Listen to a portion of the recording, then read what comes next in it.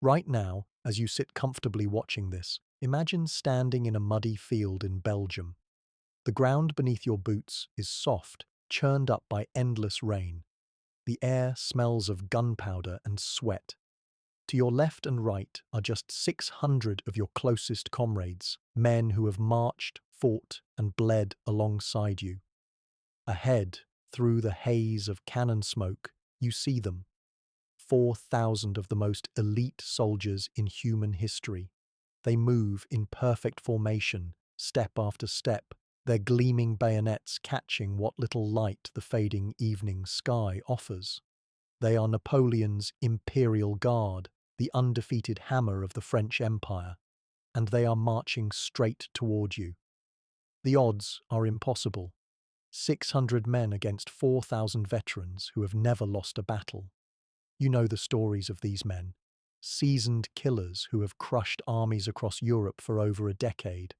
Their very presence on the battlefield is enough to turn battles. Yet in this moment there is no running, no hiding, no chance for retreat.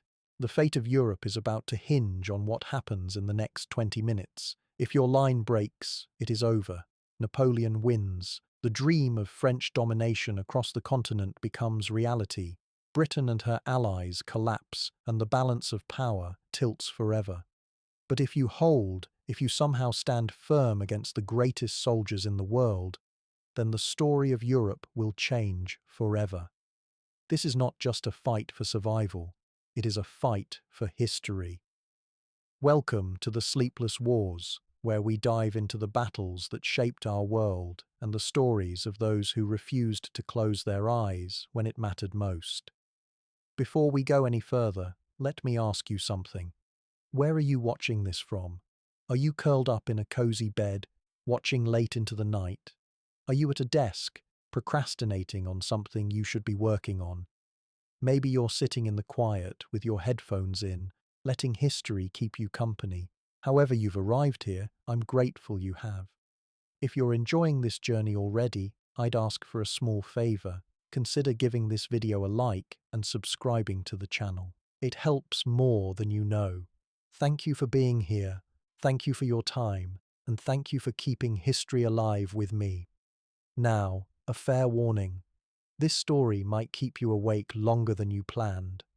It's one of the most gripping military moments ever recorded. An instance of tactical brilliance against impossible odds, where a few hundred men changed the destiny of nations. I promise you, it's worth every moment of your attention. To truly understand this clash, we need to set the stage. The date is June 18th, 1815. The place, just south of a small Belgian village named Waterloo.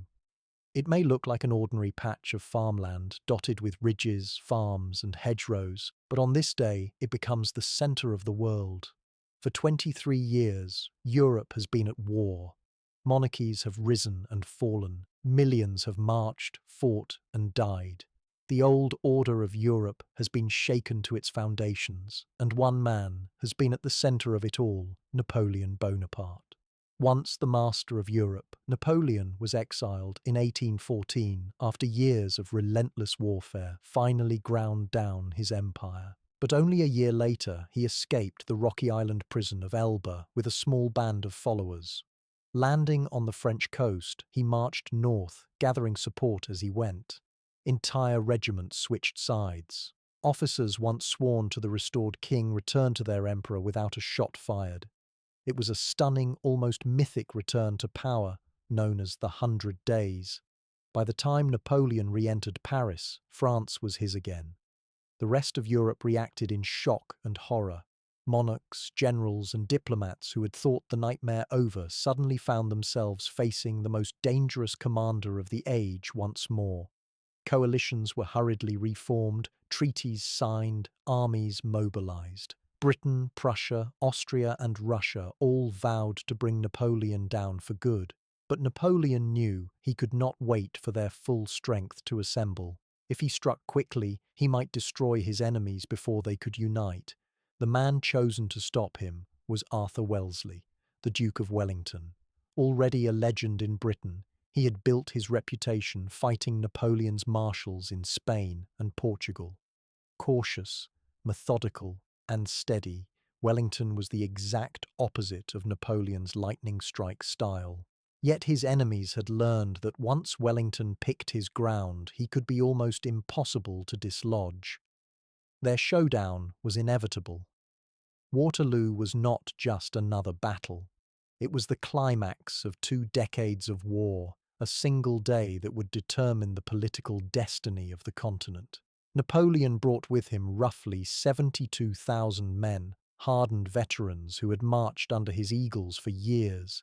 Wellington commanded 68,000 troops, many British but also Dutch, Belgian and German allies. Some were seasoned fighters, others were raw recruits who had never seen a battlefield. On that morning in June, the armies faced one another across a rain-soaked plain. Farms and villages dotted the landscape. Hougoumont to the west, La Haye-Sainte in the centre, Papelotte to the east. A ridge near the village of Mont-Saint-Jean gave Wellington a defensive advantage, allowing him to shelter much of his army from French artillery. For hours the battle raged back and forth. Cavalry charges thundered, musket volleys cracked through the smoke, and cannon blasts shook the earth. As the afternoon wore on, it seemed as though Wellington's line might finally collapse. La Haye-Sainte, a farmhouse at the centre of his position, fell to the French after repeated assaults. Gaps opened in the British defences. Casualties mounted. Wellington's army teetered on the edge of destruction. Napoleon believed the moment for his final blow had come. He turned to his ultimate weapon, the Imperial Guard. These were no ordinary troops. They were veterans of a dozen campaigns, men who had marched from Austerlitz to Moscow and back, soldiers who had never known defeat. They were the heart of Napoleon's legend, the men other soldiers called invincible. When the Guard advanced, it meant the Emperor expected victory. Against them stood just 600 British guardsmen. Tired, battered, but resolute, they were the last barrier between Napoleon and total triumph. The encounter that followed would become one of the most extraordinary moments in all of military history. Napoleon Bonaparte had been exiled once, but he had never been defeated in spirit. The man who had redrawn the map of Europe and crowned himself emperor was confined to a small island in the Mediterranean. Elba, a rocky outpost with scarcely enough resources to occupy a man who had once commanded millions. He was given the title of ruler, a mockery of his former glory, and left to fade into irrelevance while Europe tried to stitch itself back together. Yet Napoleon was not the kind of man to fade quietly. On March 1st, 1815, with little more than 1,000 loyal soldiers at his side, he slipped away from Elba aboard a handful of ships. The gamble was audacious, reckless even. If intercepted, he would be finished forever. But if he succeeded, the course of history could be rewritten. His small force landed on the French coast at Golfe-Juan, a quiet stretch of shoreline between Cannes and Antibes. The sea breeze carried the scent of salt, and before him lay the long road north, the road to Paris. From the moment he stepped ashore, Napoleon set in motion one of the most extraordinary episodes in European history. It would come to be called the Flight of the Eagle, a journey not of conquest through blood, but of sheer charisma and legend. As he marched inland with his ragged column, word spread like wildfire: the emperor had returned. Villages emptied to see him pass. Farmers left their ploughs. Women held their children aloft to glimpse the man whose shadow had once stretched across the continent. Louis XIII, the Bourbon king installed by the Allies, panicked. He had the loyalty of officers, garrisons, and regiments, at least on paper. But loyalty on paper meant little when the emperor himself appeared in the flesh. Napoleon understood this. He did not come back with the might of armies. He came back with the might of memory, of legend. The confrontation that could have ended it all came on a narrow road near Grenoble. A royalist regiment blocked the way, muskets at the ready. One volley, and Napoleon's return would have been over before it began. Instead, he strode forward alone, unarmed, his greatcoat billowing in the mountain wind. His voice carried across the tense silence. "Soldiers, if there is one among you who wishes to kill his emperor, here I am." No shot was fired. Muskets lowered, cheers erupted. Men broke ranks to throw themselves at his feet. The regiment joined him, and with them, the legend of his march grew. At Lyon, more troops defected. By the time he neared Paris, entire divisions had abandoned the Bourbon cause to rejoin their emperor. He did not fire a single shot. He did not need to. The eagle had taken flight, and France rose to meet him. On March 20th, Napoleon entered Paris to thunderous acclaim. Louis XVI fled the city in disgrace, and the emperor once again took his throne. He had achieved the impossible, reclaimed an empire with nothing but determination and the loyalty of men who still believed in him. But while the streets of Paris sang with joy, the courts of Europe trembled. Kings and princes who thought the nightmare ended now realized it had only been delayed. The news spread across the continent like a thunderclap. In Vienna, where the great powers of Europe were still gathered to negotiate the post-war settlement, shock turned quickly to fury. The monarchs of Britain, Prussia, Austria, and Russia saw Napoleon's return not merely as a political crisis, but as a mortal threat to the fragile peace they had tried to construct. They had defeated him once through sheer unity, and now they resolved to do it again. But this time, they knew they had to crush him utterly. There could be no half measures, no conditional surrenders, no second exile to a Mediterranean island. If Napoleon threatened Europe again, he would have to be destroyed completely. While Europe's rulers scrambled, Napoleon turned to the one instrument that had never failed him: his army. His greatest weapon was not diplomacy or rhetoric, but the men who had carried his banners from Madrid to Moscow. Above all, there was the Imperial Guard.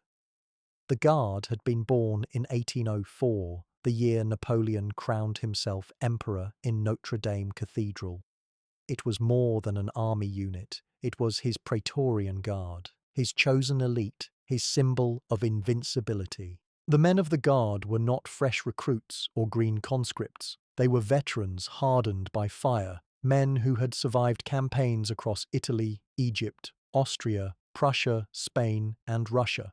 To even be considered, a soldier had to have fought in at least 10 campaigns, a staggering requirement that ensured only the most battle-scarred remained. They were instantly recognizable on the battlefield, tall bearskin caps rising above steady faces, blue coats tailored to perfection, gold and white trim catching the sun. These were not boys, but men in their prime, usually between 35 and 40 years old. Their bodies carried the scars of years under arms, and their eyes carried the calm assurance of soldiers who had seen death 100 times and never flinched. For over a decade, the Guard had marched at the center of victory after victory. At Austerlitz, they had stood unshaken.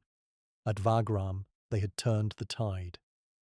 Even in disasters like the retreat from Moscow, they had remained unbroken. Their reputation was so great that their mere presence often decided battles before the fighting began. They were the immortals of Napoleon's empire, living symbols of his indomitable will. Every army has its veterans, but no other force in Europe possessed a unit quite like this. To face the Imperial Guard was to stare down the embodiment of French military supremacy. It was said among the Allies that when the Guard advanced, the outcome was already written. That myth, that aura of inevitability, was one of Napoleon's deadliest weapons. But myths inspire both awe and fear, and in 1815, Europe had no illusions. The Guard was still intact, still loyal, and now once more under the command of their emperor. If given time to rebuild his strength, Napoleon could unleash them on the continent again. The powers of Europe could not allow it. Thus, a coalition was born: Britain, Prussia, Austria, and Russia. Nations that did not always trust one another. Nations that had fought each other in living memory. found themselves bound together by the singular necessity of stopping Napoleon. They signed pledges to raise armies, to march against him with overwhelming force, to end the threat once and for all. At the centre of this effort stood Britain, whose treasury had long bankrolled the struggle against France. Their chosen commander was Arthur Wellesley, the Duke of Wellington. To his men, he was the Iron Duke, a man whose composure never faltered, whose patience and discipline had broken Napoleon's marshals in the rugged hills of Spain. He was not flashy, nor was he reckless. He was steady, precise, and utterly reliable. If anyone could hold the line against Napoleon long enough for the coalition to assemble, it was Wellington. Meanwhile, the Prussians under Marshal Blücher mobilized rapidly. Austria and Russia promised vast armies, though they would take longer to march to the front. Still, every monarch and minister knew the danger. If Napoleon struck quickly, he could destroy his enemies one at a time before they united. The race was on, a race measured not in months, but in days and weeks. Intelligence reports painted a troubling picture. Napoleon's army, reconstituted in weeks, already numbered around 124,000 men. Veterans had flocked to him. Young recruits, eager for glory, filled the ranks. Officers who had once sworn loyalty to the Bourbon crown slipped back into his service. He possessed speed, daring, and above all, the myth of the Guard, an aura of invincibility his enemies had never quite dispelled. As Wellington set about forging a multinational army of British, Dutch, Belgian, and German troops, he knew that Napoleon was already on the move. The emperor had no time to waste.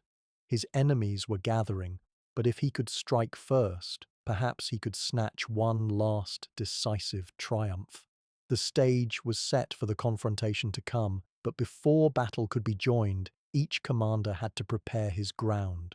For Napoleon, that meant seizing the initiative, finding the cracks in the coalition before they closed. For Wellington, it meant choosing his field carefully, preparing his men to endure the storm that was inevitably coming. Arthur Wellesley was not a man who inspired awe by charisma, nor did he command loyalty through fiery speeches. He was quiet, reserved, and often described by contemporaries as cold. Yet he possessed a quality rarer than charisma, an iron steadiness in the face of chaos.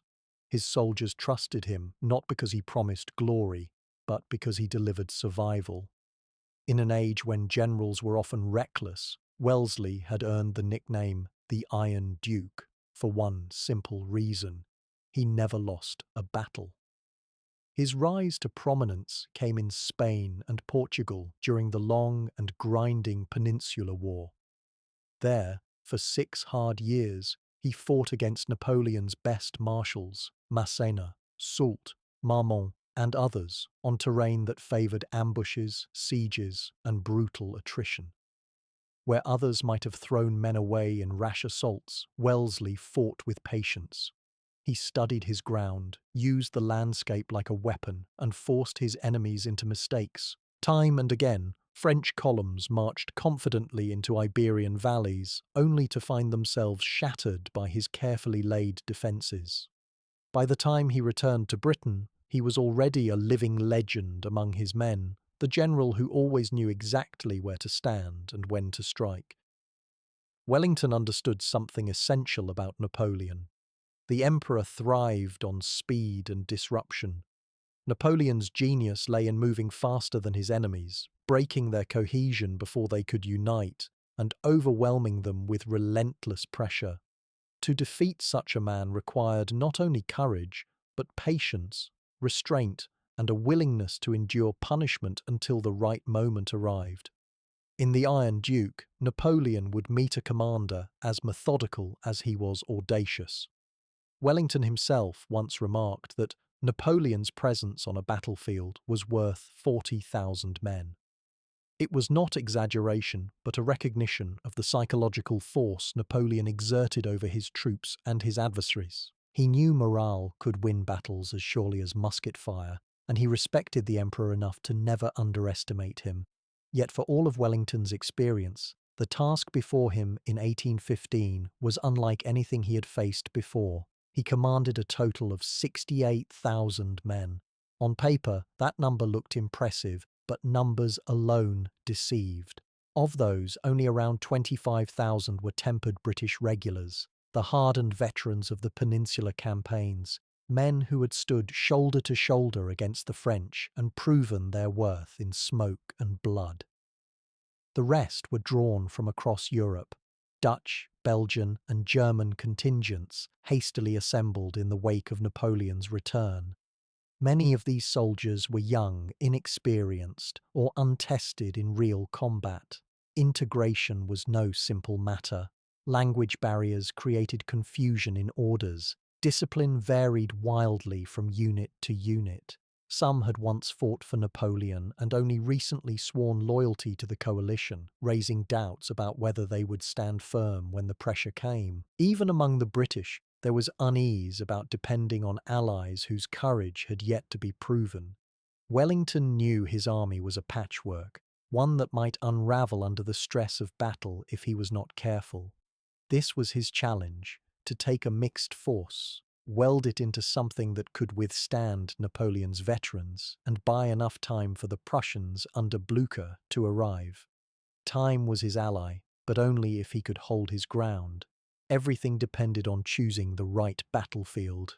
Wellington had always treated ground as his silent partner in war. He scouted landscapes with the eye of an architect, seeing not just hills and valleys, but lines of defense, fields of fire, and natural choke points.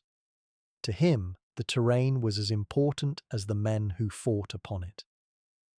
In June of 1815, as Napoleon's army pushed north, Wellington made his choice: a ridge just south of the village of Waterloo, near the hamlet of Mont-Saint-Jean.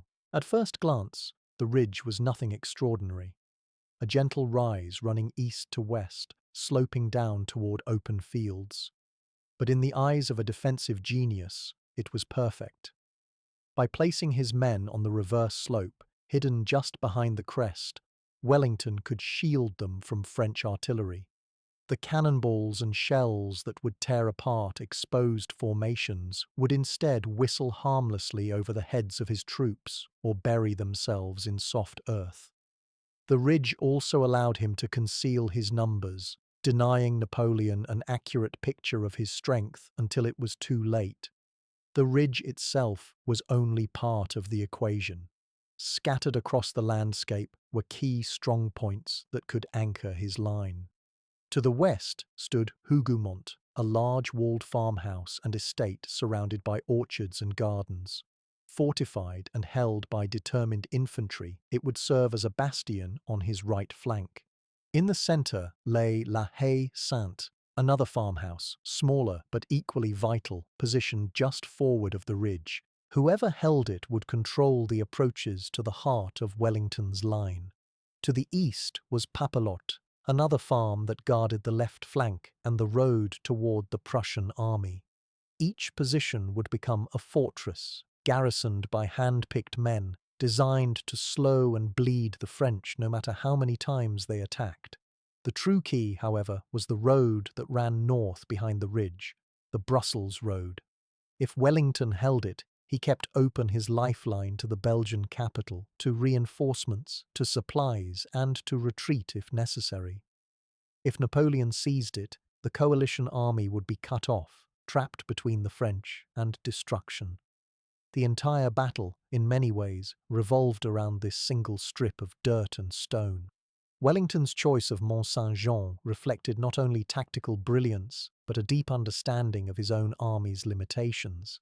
He did not have the numbers to fight Napoleon in open maneuver, nor could he trust all his units to withstand the fury of the French in fluid combat. But on a ridge, in a defensive posture, with strong points to anchor his line, he could force Napoleon to come to him. The French would be the hammer, smashing again and again against a wall that refused to break. Time, casualties, and exhaustion would wear them down, and if the Prussians arrived as promised, the balance could finally tip. Still, doubts lingered. Many of his officers worried about the reliability of their allies. Some whispered that the Dutch and Belgians would break at the first charge. Others feared that the Germans, many of whom had once marched with Napoleon, might desert in the heat of battle. Wellington listened but remained outwardly calm. He knew morale came from confidence, and confidence began with leadership. His demeanour conveyed certainty even when certainty did not exist. As he surveyed the ridge at Mont Saint-Jean, he understood what the coming battle would demand. It would be brutal, prolonged, and unforgiving. His men would need to endure hours of bombardment, cavalry charges, and infantry assaults without faltering. He would need to move reserves like pieces on a chessboard, filling gaps and reinforcing strongpoints at precisely the right moment. Above all, he would need to buy time. Time for Blucher and the Prussians, time for the coalition, time for Europe itself. The Iron Duke had chosen his ground. Now all that remained was to see whether his army could hold it. By the evening of June 17th, the armies of Europe were in motion, converging toward the ridge of Mont Saint-Jean. Yet, before cannon thunder and cavalry charges filled the air, the heavens themselves opened in fury. As dusk settled over the Belgian countryside, clouds rolled in thick and black, and soon the skies unleashed a torrent of rain unlike anything the soldiers had experienced in years of campaigning. It was not a gentle drizzle, nor the steady patter of spring showers. It was a deluge, relentless and unceasing, turning roads into rivers and fields into swamps. Canvas tents sagged under the weight of water. Muskets grew slick in the hands of men who tried to keep their powder dry under sodden coats. Horses stamped restlessly in the muck, their hooves sinking deep into the sodden earth. Campfires sputtered and died, leaving thousands shivering in darkness, soaked to the bone. The downpour was more than discomfort. It was a force that would shape the coming battle. Artillery, Napoleon's traditional weapon of shock and awe, depended on dry, hard ground for mobility and effect. Heavy cannon wheels bogged down in the mud, straining horses to the limit. The soaked soil muffled the deadly bounce of round shot, reducing its capacity to skip across the ground and mow through ranks of infantry. The mud also blunted the power of cavalry, the thunderous charges that often broke enemy lines. Horses that once galloped with terrifying speed now struggled for footing, their momentum sapped before they ever reached their target. For the men, the night was a trial of endurance. Every blanket, every coat, every scrap of clothing was drenched. Sleep was scarce, morale frayed, and nerves stretched thin as the storm raged on. Yet amidst the misery, both armies prepared themselves for what was to come. Napoleon, ever confident, surveyed his forces with a mixture of irritation and certainty. He had seen bad weather before. Rain might delay his artillery, but he was convinced it would not alter the outcome. To those around him, he voiced his disdain for the enemy, dismissing them with the sharp confidence that had carried him through 2 decades of war. "I shall have those English for breakfast," he is reported to have said, as if Wellington's army were little more than an appetizer before the main course of Europe. His men believed him. After all, the Emperor's words had always carried the weight of inevitability. Wellington's camp was different in tone. The Duke moved deliberately along his lines, speaking quietly with officers, inspecting defences, and taking measure of the ground in the dim light. Where Napoleon radiated confidence, Wellington projected calm steadiness. He knew the storm was his ally as much as his enemy. If the mud slowed Napoleon's guns, the storm bought him precious hours. The longer the battle delayed, the closer the Prussians marched to join him. On the right flank of Wellington's line, amidst the rain and gloom, stood the first foot guards. They were positioned near the critical strongpoint of Hougoumont, tasked with anchoring one of the most vulnerable sectors of the battlefield. Among their number were just 600 men whose actions, though unknown to them at that moment, would soon decide the fate of nations. The storm beat down upon them as heavily as on any other unit, yet they endured it in silence, unaware that history had chosen them for greatness. Throughout the night, soldiers across both armies occupied themselves with the rituals of men who knew tomorrow might be their last. Letters were written by flickering lanterns, ink smearing on damp pages. Some wrote to wives and children, sending final words of love and farewell. Others scribbled quick notes to parents, brothers, or friends, promises that would never be delivered. The rain washed away tears as surely as it washed away the smoke and blood of the day before. A few prayed. Others joked in the face of dread, laughter carrying briefly through the storm. Many sat in silence, staring into the darkness, lost in private thoughts. Each man knew that dawn would bring a reckoning none could escape. Wellington's presence steadied his men. He did not deliver grand speeches, nor did he promise glory. His words were few, practical, and measured. Yet when he walked the lines, soaked and mud-streaked like the rest, soldiers drew strength from him. They saw not a distant commander, but a man willing to share the same discomfort, the same danger. For an army pieced together from many nations, his example was the glue holding them together. In the French camp, plans were laid with characteristic boldness. Napoleon intended to smash through Wellington's centre with overwhelming force, breaking the Anglo-Allied line apart before Blucher and the Prussians could intervene. Once the centre collapsed, the French army would roll up the flanks, driving the British and their allies into ruin. The Imperial Guard, his most trusted veterans, would be held in reserve, the final hammer blow to secure victory. The storm delayed those plans. The sodden ground made it impossible to launch attacks at dawn. Artillery, his great equalizer, could not be effectively deployed until the earth dried. Napoleon, frustrated but patient, resolved to wait until midday, when the sun might firm the fields enough for his guns and cavalry to maneuver. The delay would give Wellington more time to prepare, but the Emperor trusted his army's superiority to carry the day. As the night dragged on, the storm gradually began to ease. By the early hours of June 18th, the first hints of dawn glimmered on the horizon. The clouds thinned, the rain slackened, and pale shafts of light broke through to reveal the waterlogged fields. Smoke from rekindled campfires drifted upward in fragile wisps. Soldiers stretched stiff limbs, checked weapons, and adjusted gear. The world was still damp and miserable, but there was clarity now. The storm had passed.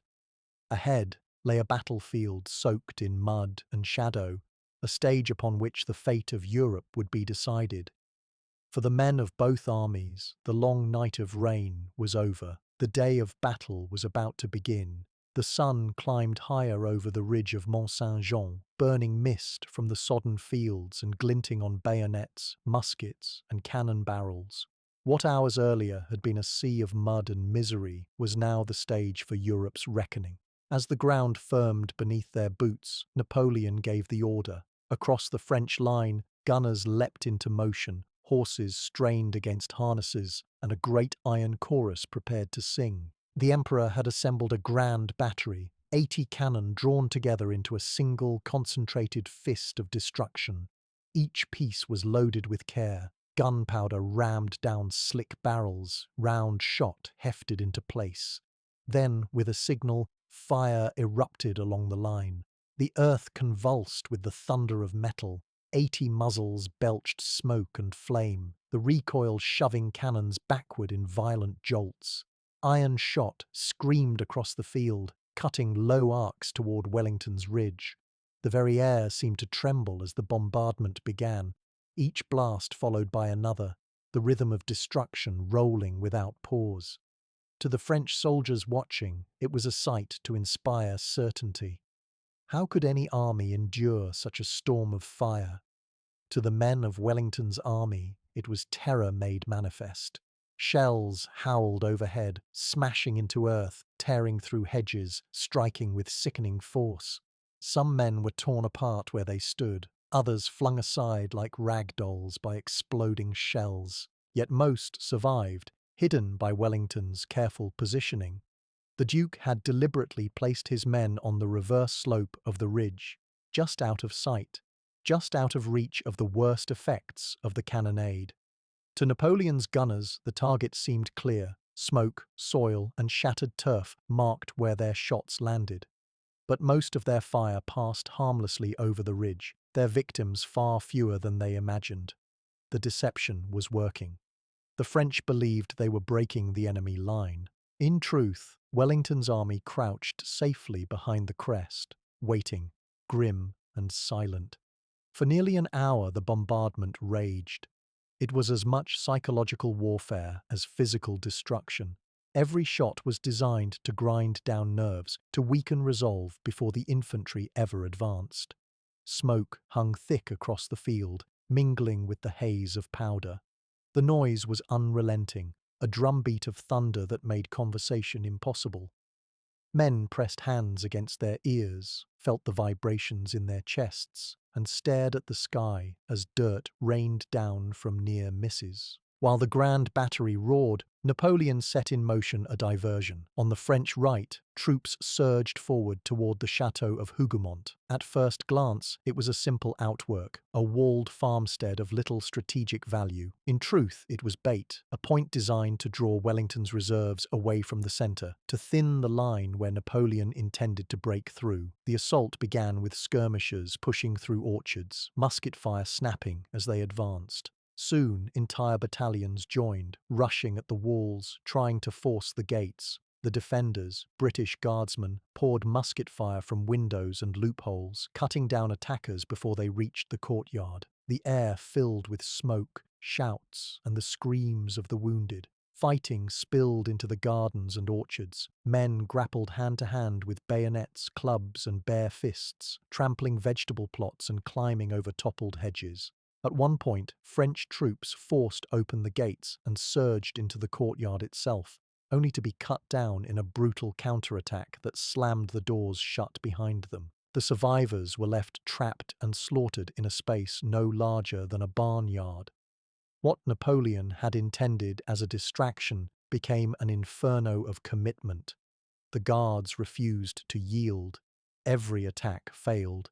Yet more French troops were sent forward, drawn into the meat grinder. Hour after hour, thousands of men would be consumed by the fight for Hougoumont, a sideshow that would bleed Napoleon's strength without ever delivering the advantage he sought. While the struggle at Hougoumont raged, the French cavalry began to move. The cuirassiers rode into position, sunlight flashing from their gleaming breastplates and helmets. They were the shock troops of the Emperor's army, tall men on powerful horses, armoured in polished steel that turned them into human battering rams. Behind them stretched the sound of 5,000 hooves, a rolling thunder that made the ground tremble. The order was given, and the mass of horseflesh surged forward. The sight was magnificent and terrible, wave upon wave of horsemen, lances and sabres glinting, banners whipping in the wind. Dust rose in their wake, mingling with the smoke of cannon and musket. Their target was the heart of Wellington's line, the infantry who now braced for impact. The British and their allies knew well the remedy against cavalry, the square. At shouted commands, ranks wheeled and tightened, forming hollow boxes of men 4 deep. Bayonets levelled outward like a bristling hedge of steel, flags planted in the centre, officers directing cool precision. Drummers beat the rhythm, keeping order as the horses thundered closer. The clash was a deadly dance between man, beast, and weapon. Horses, trained to fear nothing, balked at the living walls of bayonets. Riders leaned low in their saddles, trying to slash at the infantry within, pistols cracking at close range. Muskets fired point-blank into the mass of horsemen, sending men and animals crashing to the ground. Some squares buckled under pressure, gaps torn open by sheer weight, only to be sealed again by desperate courage. The cuirassiers circled, regrouped, and charged again, determined to break the squares. Each time they were thrown back, leaving the fields littered with bodies and wounded horses thrashing in agony. Still they came on, their armour shining through the smoke, their sabres raised high. Inside the squares, the infantry endured with grim resolve. The noise was overwhelming. The screams of horses, the clash of steel on steel, the thunder of hooves striking earth. Yet discipline held. Square after square repelled the assaults, each one a fortress of men refusing to yield. Wellington's deception was still intact. Napoleon believed he was battering the enemy's main body, unaware that much of the army still waited behind the ridge. The battle was only beginning, yet already the fields of Waterloo ran red with blood, the air thick with powder smoke and the cries of the dying. The cannon roared, Hougoumont burned, and the cavalry wheeled for yet another charge. The storm Napoleon had unleashed was far from spent. The cavalry did not relent. Charge after charge fell upon the Allied infantry, and every man in those ranks knew that if even one square collapsed, the floodgates would open. The formation itself was brutally simple, yet lethally effective. 4 ranks deep, each side of the square bristling with bayonets, muskets at the ready, flags and wounded huddled in the centre. 200 men, shoulder to shoulder, could stare down 1,000 horsemen. It was not just steel that held the line, but discipline. The instinct to scatter, to break, to run was overwhelming as walls of muscle and armour bore down on them. But each soldier trusted the man beside him. They knew the moment the formation fractured, death would come at once. So they stood. They stood with their muskets levelled, their faces pale but set, while the thunder of hooves rushed closer. The effect on the cavalry was profound. Horses, however well trained, balked at a hedge of steel. Riders spurred and cursed, but the animals veered aside rather than impale themselves. The French cuirassiers rode around the squares, pistols cracking, sabres flashing, trying to find a gap. They fired blindly into the ranks, killing or maiming at random, yet the walls closed over and the squares held. Inside, the pressure was unimaginable. Artillery shells burst among them, blasting holes in the formation that had to be filled instantly. Officers walked calmly within the hollow centres, giving orders in steady voices, pretending indifference to the death flying all around. Their composure was the glue that kept panic at bay. Men who might otherwise have broken held fast because they saw their leaders unflinching, strolling as though in a garden rather than a battlefield. The French cavalry withdrew, regrouped, and charged again. Each attempt was met by volleys of musket fire, smoke billowing from the faces of the squares. Horses reared and toppled, riders cut down, the grass littered with corpses. Yet the attacks continued, each wave crashing against the human fortress. To the men inside, it felt endless, a nightmare of sound and fury where survival depended on never moving an inch out of line. As the cavalry pressed the flanks, a greater threat began to form in the French centre. Marshal d'Erlon was moving. 16,000 infantry, formed into massive columns, began their advance. It was a sight to chill the blood, line after line of blue-coated soldiers, bayonets glittering, drums beating the steady cadence of death. The columns were dense, blocks of men 30 or 40 across and dozens deep, moving as one inexorable machine. This was Napoleon's hammer stroke, the blow meant to crush Wellington's army at its heart. If the columns broke through, no square, no strong point, no clever positioning would matter. The entire Anglo-Allied line could unravel in minutes. The ground shook beneath their advance. French officers rode along the edges, swords drawn, shouting encouragement. Muskets were shouldered, banners carried high. It was the full weight of the Emperor's infantry, moving forward with the confidence of men who had crushed every enemy they had faced for 2 decades. On the ridge, British redcoats waited, thin lines of men, 2 ranks deep, facing columns that dwarfed them 10 to 1. Yet here was where discipline mattered most. The French advanced with courage, but their dense formation left them vulnerable to firepower. Wellington's men, drilled to perfection, prepared to unleash that advantage. As the French came within range, the command was given. A ripple of musketry exploded down the British line. Smoke burst forward, lead tore into the columns, front ranks collapsing in bloody heaps. Still, the French pressed on, stepping over the fallen, their sheer mass carrying them closer. Volley after volley followed, each one tearing gaps through the columns, but the weight of numbers pushed on. Soon, bayonets clashed, men fighting at point-blank range, the British line bending under pressure. For a moment, it seemed the hammer would strike true, that the ridge would be lost. Then Wellington's discipline told. The red line held, firing with precision, each man loading and shooting as if on parade. The columns, packed too tightly, could not bring muskets to bear effectively. Only the front ranks could fire, while the British line poured volley after volley, every man engaged. The advantage shifted. The French advance slowed, then wavered, then stalled. Seizing the moment, the British counterattacked.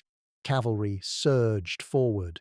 The Union Brigade, heavy horsemen with sabres drawn, crashing into the exposed flanks of the French columns. Among them rode the Scots Greys, massive men on massive horses, their grey mounts charging with thunderous power. "Scotland forever!" rose the cry as they smashed into the enemy. The French columns, already faltering, were torn apart by the shock of the charge. Sabres flashed, cutting men down by the dozen. Muskets were trampled under hooves, banners seized, the tight formations collapsing into chaos. The sight was unforgettable. Red-coated cavalrymen cutting a swath through the blue masses, driving them back in disorder. Entire French battalions broke, retreating down the slope, their attack shattered. For the first time that day, the French army recoiled in defeat, but the glory came at a terrible price. The Scots Greys, carried away by the momentum of their charge, pressed too far. What began as triumph turned into disaster. They galloped deep into enemy territory, cutting down fleeing infantry, only to find themselves isolated, their ranks scattered. French cavalry counterattacked, striking the exhausted horsemen from all sides. The Greys fought desperately, sabres flashing until arms grew numb, but they were outnumbered and trapped. Rider after rider was cut down, horses shot from beneath their mounts, men dragged from the saddle and slain where they fell. By the time survivors broke free, the regiment was shattered. Of the 1,000 who had charged, only a fraction remained fit to fight. Their sacrifice was not in vain. D'Erlon's grand attack lay in ruins, thousands of French casualties littering the fields, the columns smashed, their morale broken. For Wellington, it was proof his line could endure. For Napoleon, it was the first bitter setback of the day. Yet the battle was far from decided. Smoke hung heavy over the ridge, the cries of wounded mingling with the clash of steel and the thunder of cannon. The squares still held, battered but unbroken, the anvil on which Napoleon's hammer had failed to strike true. The ridge still held, but the weight of French assaults pressed without pause. British squares bristled defiantly, their lines scorched by cannon fire, their ranks thinned by hours of combat. Wellington's men endured, but endurance alone could not win the day. The Duke knew that sooner or later the numbers would tell. His strategy hinged not just on discipline and position, but on a promise forged days earlier in the shadow of looming battle. That promise came from the Prussian Field Marshal Gebhard Leberecht von Blücher. A veteran of countless campaigns, scarred and battered yet unbreakable, Blücher had pledged to Wellington, "I will hold if you come." It was more than reassurance. It was the foundation of the coalition strategy. Wellington would stand his ground against Napoleon's fury, but only if Blücher's Prussian army arrived to strike the French flank. Without that support, the Anglo-Allied army risked annihilation. The Prussians were no small force. Numbering 124,000 men, they had been battered at Ligny 2 days earlier, but not destroyed. Bruised, bloodied, and angry, they marched westward with grim determination, driven by Blücher's iron will. He was 72 years old, still recovering from injuries that had nearly crushed him beneath his horse, yet his spirit burned fiercely. He had sworn vengeance against Napoleon, and nothing, neither wounds nor fatigue nor the mud-soaked roads of Belgium, would keep him from the battlefield. Napoleon understood the danger. His plan was brutally clear: defeat Wellington before the Prussians arrived. Time was his enemy as much as the men across the ridge. Every hour that passed without victory was a gift to Blucher. Every minute Wellington's line held brought the Prussian columns closer. Napoleon's genius had always been speed, striking hard and finishing battles before enemies could unite. Now, at Waterloo, the clock ticked against him. By early afternoon, his fears began to materialize. At around 1 o'clock, reports reached French headquarters. Dark masses of troops were visible in the Bois de Paris, woods lying to the east. They were moving fast, dust rising above them, banners glimpsed through the trees. It was the Prussians. The nightmare Napoleon had sought to avoid was now reality. He reacted with characteristic decisiveness. From his reserves, he detached 10,000 men under General Lobau, ordering them to hold back the approaching Prussian Fourth Corps. It was a costly diversion. 10,000 soldiers who might have supported the French main attack, who might have tipped the balance against Wellington, were now pulled away to meet this new threat. For the first time that day, Napoleon's focus was split, his strength diluted. To the Prussians, it was only the beginning. Their advance was not yet overwhelming, but their presence was felt immediately. The pressure on Napoleon's flank grew with each step forward. To Wellington, the sight of Prussian banners appearing through the haze was a surge of relief. Help was coming. The promise was being kept. He only had to endure a little longer. From that moment, the battle became a race against time. Napoleon knew he had hours at best before Blucher's full strength descended upon him. Every decision was now governed by urgency. His infantry must break through, his cavalry must succeed, his artillery must batter Wellington into collapse. If the Anglo-Allied line still stood when the Prussians struck in force, the battle could not be salvaged. The pressure intensified across the field. Wellington, though battered, sensed the shift. His men were bloodied and exhausted, yet the knowledge that allies were on the march stiffened their resolve. They were no longer standing alone. The Duke's confidence grew, not from immediate victory, but from the certainty that if he held, the tide would turn in his favour. Napoleon still had one weapon untouched: the Imperial Guard, 4,000 of the most feared soldiers in Europe. He kept them in reserve, his final ace, the killing blow he would deliver at precisely the right moment. But even the Guard's aura could not halt the passing of time. Every minute they waited was a minute the Prussians drew closer. The battlefield shifted in character. In smoke hung thick, the cries of the wounded echoed without end, and the ground churned with mud and blood. Yet beneath it all was a sense of tightening inevitability. The French attacks grew more desperate, more urgent, as if every charge, every volley, every shout carried the unspoken truth. Time was slipping away. Napoleon had gambled everything on a swift decision, but the longer the day stretched, the more the balance tilted. He was fighting not only Wellington, but the advancing shadow of Blucher himself, a ghost drawing nearer with each passing hour. The pressure mounted with each hour, the battle transforming into a grinding contest of endurance. By late afternoon, the strain fell hardest at the very heart of Wellington's line. The farmstead of La Haye-Sainte, positioned forward of the ridge, had for most of the day acted as a shield. Its German defenders, King's German Legion troops, had fought with ferocious determination, holding walls, hedges, and outbuildings against wave after wave of French assaults.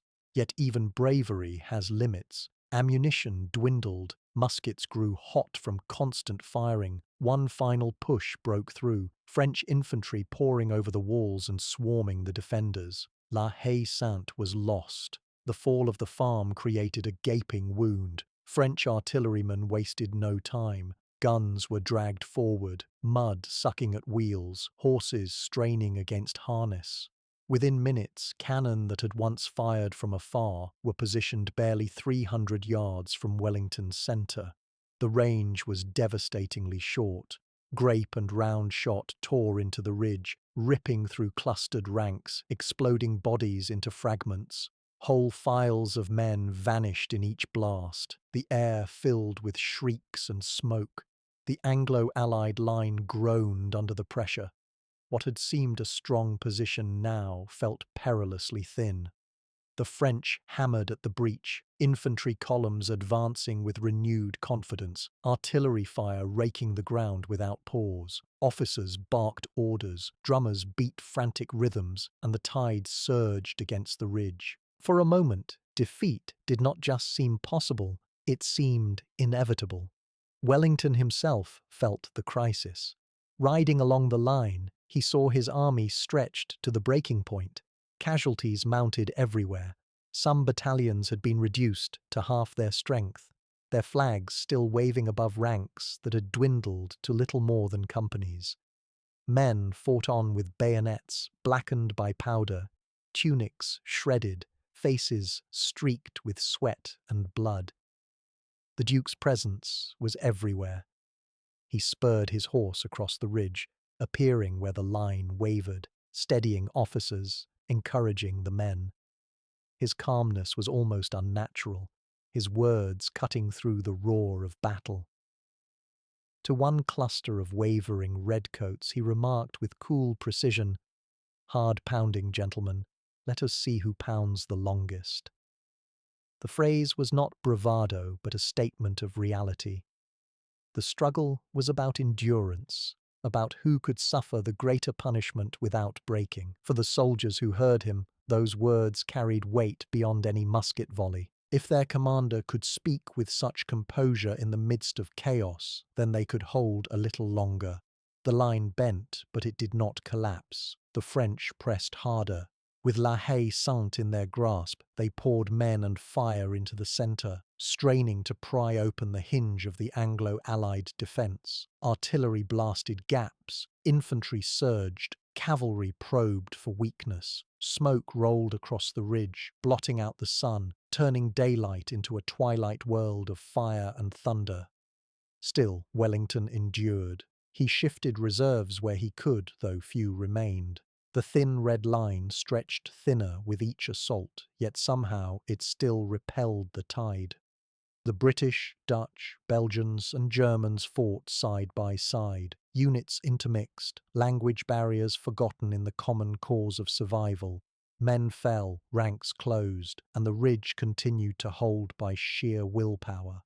As the struggle reached its peak, Napoleon faced his own crisis. News from the east confirmed what he already feared.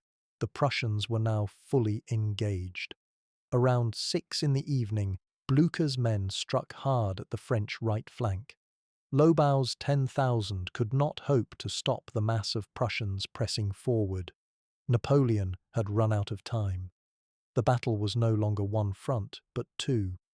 French soldiers, who should have been battering Wellington's line, were now fighting for survival against Blücher. The Emperor's plan, so precise in its conception, was unravelling under the weight of circumstance. He had hurled his army forward all day, but each commitment had been piecemeal.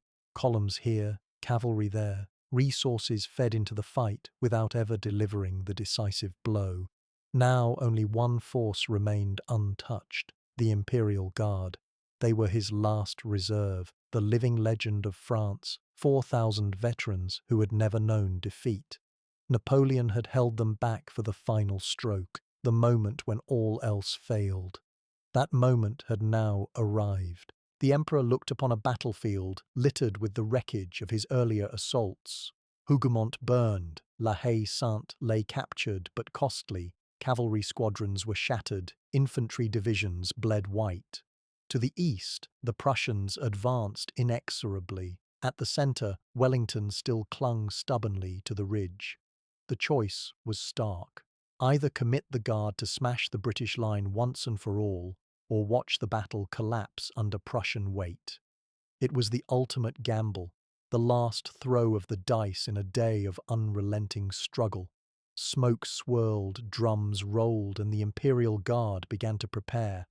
The battlefield had reached its breaking point. Smoke clung to the ridge, broken only by the flashes of gunfire and the dull thud of cannon. Corpses littered the fields around La Haye-Sainte, and the air reeked of powder and blood. To the east, the Prussians pressed ever harder, their arrival tightening like a vice around Napoleon's army. The emperor had no more divisions to spare, no more cavalry charges to order. His once grand strategy had been consumed in fragments. Only one option remained. It was time to play his last card. Napoleon turned to his veterans, the men who had carried him across 2 decades of conquest, who had marched from the pyramids of Egypt to the snows of Russia, from Madrid to Vienna. The Imperial Guard. They were not merely soldiers. They were the living embodiment of France's military glory, the most hardened fighters of their generation. 4,000 men, handpicked from the survivors of more than 10 campaigns, stood waiting. The average guardsman was no boy fresh from recruitment. He was a battle-scarred veteran in his mid-30s or older, a man who had survived campaigns that had destroyed entire armies. Their bearskin caps, towering and black, made them appear like giants. Their blue coats were immaculate, even after the mud and chaos of the day. For the Guard, retreat was unthinkable. Their very name inspired dread. To face them in battle was to face inevitability. In more than 50 engagements, they had never been defeated. Wellington's thin, battered line had held against French columns, cavalry charges, and endless cannonade. But could it stand against the Imperial Guard? Even the most seasoned Allied officers wondered if the ridge would finally break. Napoleon placed the responsibility in the hands of Marshal Michel Ney. Known to soldiers as the bravest of the brave, Ney had fought in every great campaign of the Empire. His courage was unquestioned, though his judgment sometimes wavered under pressure. At Waterloo, Ney had already hurled away thousands of cavalry in desperate charges. Now he was tasked with delivering the final blow that would decide the fate of Europe. The decision was as much psychological as tactical. The sight of the Guard advancing had the power to transform morale. Already, rumours rippled through French ranks that the British were preparing to retreat. Exhausted soldiers who had fought all day without gaining ground straightened at the thought that the Emperor's elite were moving forward. "The Guard advances!" echoed down the lines like a battle cry in itself. Spirits lifted. If the Guard marched, victory could still be seized from the smoke and carnage. On the opposite ridge, the effect was equally powerful, but far darker. British, Dutch, Belgian, and German soldiers, men who had stood firm against everything thrown at them, looked up to see the dreaded columns forming in the haze. To them, it was as if doom itself was on the move. Soldiers whispered that if the Guard came, nothing could stop them. Some clenched muskets tighter, others prayed. Even Wellington knew the weight of what approached. He had seen many charges repelled, but this was something different. This was the hammer strike he had dreaded all day. The formation was methodical, precise, drilled into perfection over years of campaigning. 5 battalions, each more than 800 strong, aligned into dense attack columns. Their eagles glinted in the evening light, banners snapping above their ranks. At the head, the grenadiers à cheval, the mounted guardsmen, their tall bearskins swaying as they urged their horses forward, acted as a living wall of steel, the most imposing cavalry in Europe. Behind them, the infantry of the Middle and Old Guard prepared for the advance. These were no raw recruits, but hardened killers, men who had marched behind Napoleon since Austerlitz and Jena. The order was given, and drums began to roll. The beat was steady, relentless, echoing like the heartbeat of the Empire itself. Over the noise of musket fire and cannon, a tune emerged. La Marseillaise, the anthem of revolution, the cry of the Republic reborn, thundered across the battlefield. Even after 2 decades of monarchy and empire, the song carried its old fire. To the French soldier, it meant destiny. To the Allied defenders listening from the ridge, it was chilling. It was 7 in the evening. After 10 hours of slaughter, the final act was about to begin. Napoleon's empire, battered and desperate, poured its last hope into these columns of giants. Ney rode ahead, his sword raised, his horse flecked with foam. Around him, the guard stepped forward, their feet pounding the earth in unison, their muskets gleaming in the fading light. On the ridge, Wellington watched them come. His army was exhausted, his reserves all but gone, yet he knew this was the decisive moment he had prepared for. If the guard could be broken, the entire French army would collapse. If the guard triumphed, the Allied line would disintegrate, and all of Europe would fall back into Napoleon's grasp. Every eye on the battlefield turned toward the advancing columns. Soldiers who could barely stand from fatigue found strength to watch. Officers gripped their swords tighter, knowing this was the knife's edge. The ground trembled with the march, a living drumbeat that carried with it the weight of an empire. The Imperial Guard moved forward, and the world seemed to hold its breath.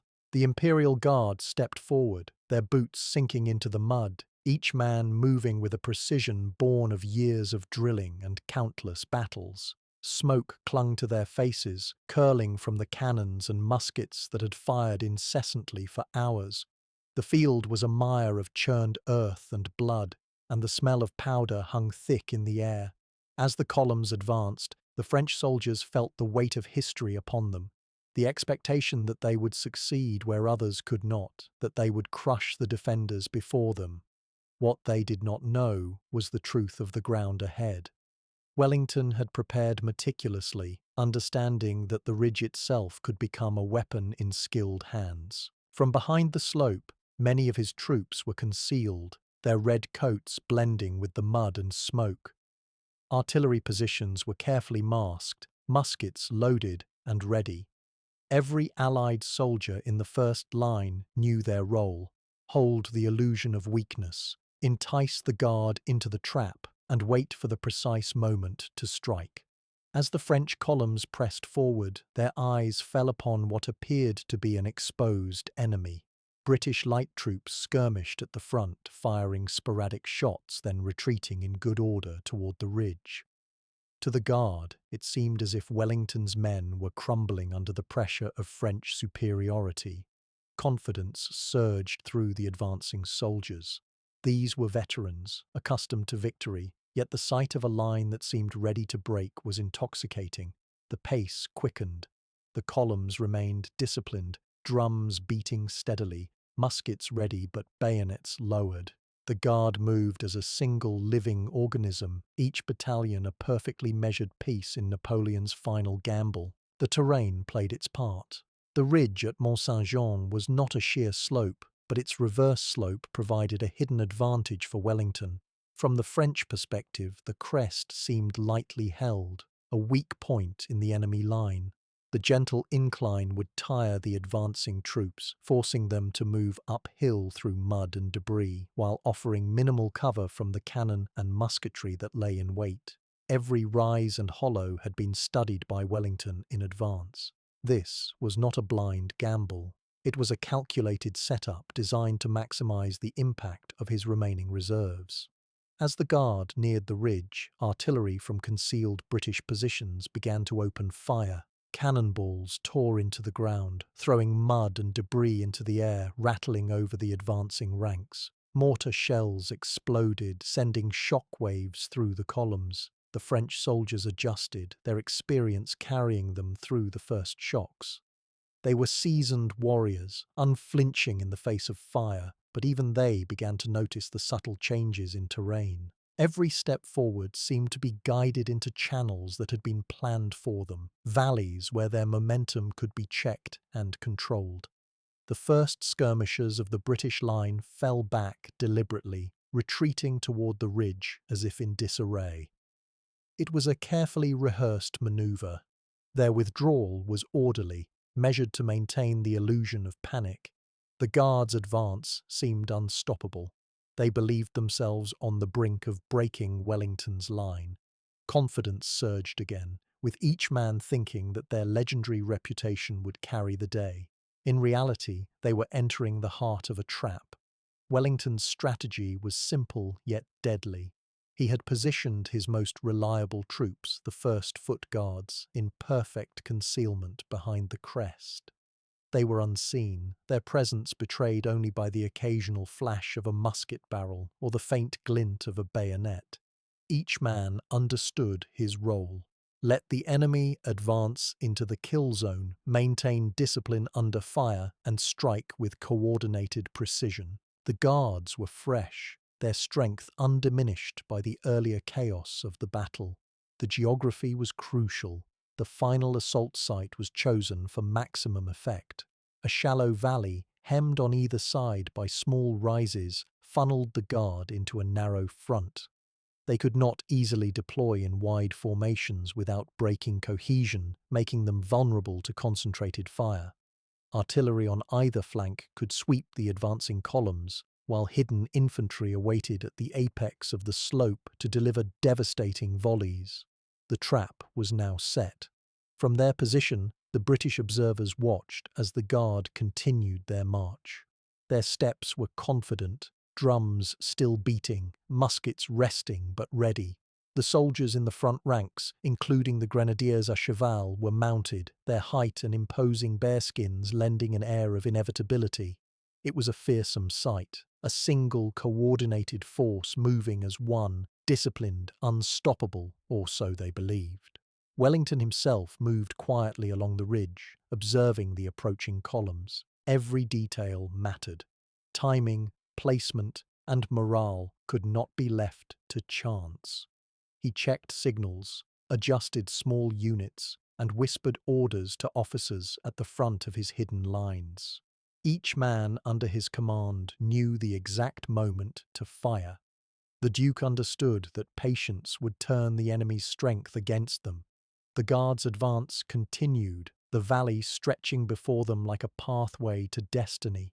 The first skirmishers reached the ridge, exchanging brief fire with the concealed British troops before falling back further. The columns pressed on without hesitation, sensing the imminent collapse of the Allied line. To the French soldiers, the ridge appeared almost undefended, the apparent weakness a lure too tempting to resist. They moved steadily forward, expecting to engage only light resistance before reaching the core of Wellington's army. Every element of Wellington's plan depended on timing. The moment the Guard reached the apex of the concealed slope, the first foot guards would rise as one. Artillery would unleash a torrent of fire from flanks, while musket volleys would cut down the front ranks. The combination of terrain, timing, and discipline was designed to shatter the myth of the Imperial Guard in an instant. As the French marched, the ground underfoot grew increasingly treacherous. Mud clung to boots, horses struggled through the soft soil, and the rise of the ridge forced every man to exert more effort. Fatigue began to set in. The columns remained in perfect formation, their cohesion a testament to their experience, yet each step carried them closer to the moment when illusion would collide with reality. Behind the ridge, British officers checked their men. Muskets were loaded and primed, bayonets polished and ready, eyes sharp and focused. No man wavered. Every soldier understood that the coming moments could define the battle, perhaps even the war. Discipline, courage, and timing were the only weapons they had against the elite force advancing toward them. From the top of the ridge, Wellington surveyed the scene. Smoke, mud, and the cries of battle swirled together, yet through it he could see the French advance with grim determination. The Imperial Guard believed they were on the cusp of victory, unaware that the ridge was lined with men waiting for the perfect instant to strike. The moment was near. The stage was set. The first foot guards crouched behind the rise, ready to spring. Artillerymen held their fire, waiting for the precise alignment of the columns. The air was thick with anticipation, every second stretching longer as the French closed the distance. The field was ready to witness whether discipline and cunning could overcome the most feared soldiers in Europe, whether the illusion of weakness could deliver the ultimate blow. Smoke mingled with the setting sun, casting long shadows across the valley. Each step of the Imperial Guard brought them closer to the concealed line of fire, each drumbeat in the columns echoing ominously. From the ridge, British observers noted the confidence in the enemy's posture, a confidence that would soon collide with an unyielding red wall. The Valley of Death awaited. The Imperial Guard marched steadily up the ridge, their confidence unshaken, their formation flawless. Drums rolled, banners snapped, and muskets were shouldered with the composure of men who believed themselves invincible. The French officers glanced at the slope ahead, convinced they faced a faltering enemy, little realizing that the true defenders were poised in perfect concealment just beyond the crest. Every step they took brought them closer to a shock that would shatter myth and reputation in a heartbeat. At precisely the moment when the guard had advanced into range, a single command broke the silence behind the ridge. Wellington's voice, or at least what history would record as his voice, rang out across the battlefield. Up guards, and at them. Whether he actually spoke these words or the legend embellished them later is disputed, but the effect was undeniable. From the concealed position, 600 men of the 1st Foot Guards sprang into view. Their red coats, contrasting starkly against the mud and smoke, rose as one, their bayonets gleaming and muskets levelled with deadly precision. The effect on the French was instantaneous. The advancing Imperial Guard had expected a crumbling line, light resistance that would yield to their formidable experience. Instead, they were confronted by men who seemed to emerge from the earth itself, disciplined and coldly efficient. Shock rippled through their front ranks. For the first time in decades of campaigning, these veterans of countless battles saw uncertainty on the faces of those they intended to break. The first volleys rang out at point-blank range, barely 30 yards separating the two sides. Muskets roared in synchronized thunder, the crackle of fire mingling with screams, and the dull thump of bodies hitting the muddy ground. The concentrated fire of 600 soldiers shattered the Imperial Guard's leading ranks. Men fell in clusters, officers shouted warnings, and confusion began to ripple backward through the columns. The Guards had met a resistance that was not just stubborn, but perfectly positioned and calculated to maximize destruction. The mathematics of the encounter seemed impossible. 600 men against 4,000 elite soldiers should have been a catastrophe for the British, yet position and preparation multiplied their effectiveness. The ridge provided both cover and elevation, reducing the Guards' momentum as they ascended through mud and smoke. Training, discipline, and surprise gave the British an advantage that sheer numbers could not overcome. The French, despite their prowess, were fatigued from hours of relentless marching and fighting. They had not expected this sudden, concentrated resistance. What had been legendary confidence began to strain under the reality of musket fire tearing through the ranks. As the volleys continued, the unthinkable began to occur. The Imperial Guard faltered. Their advance slowed, hesitation creeping into formations that had previously moved with mechanical certainty.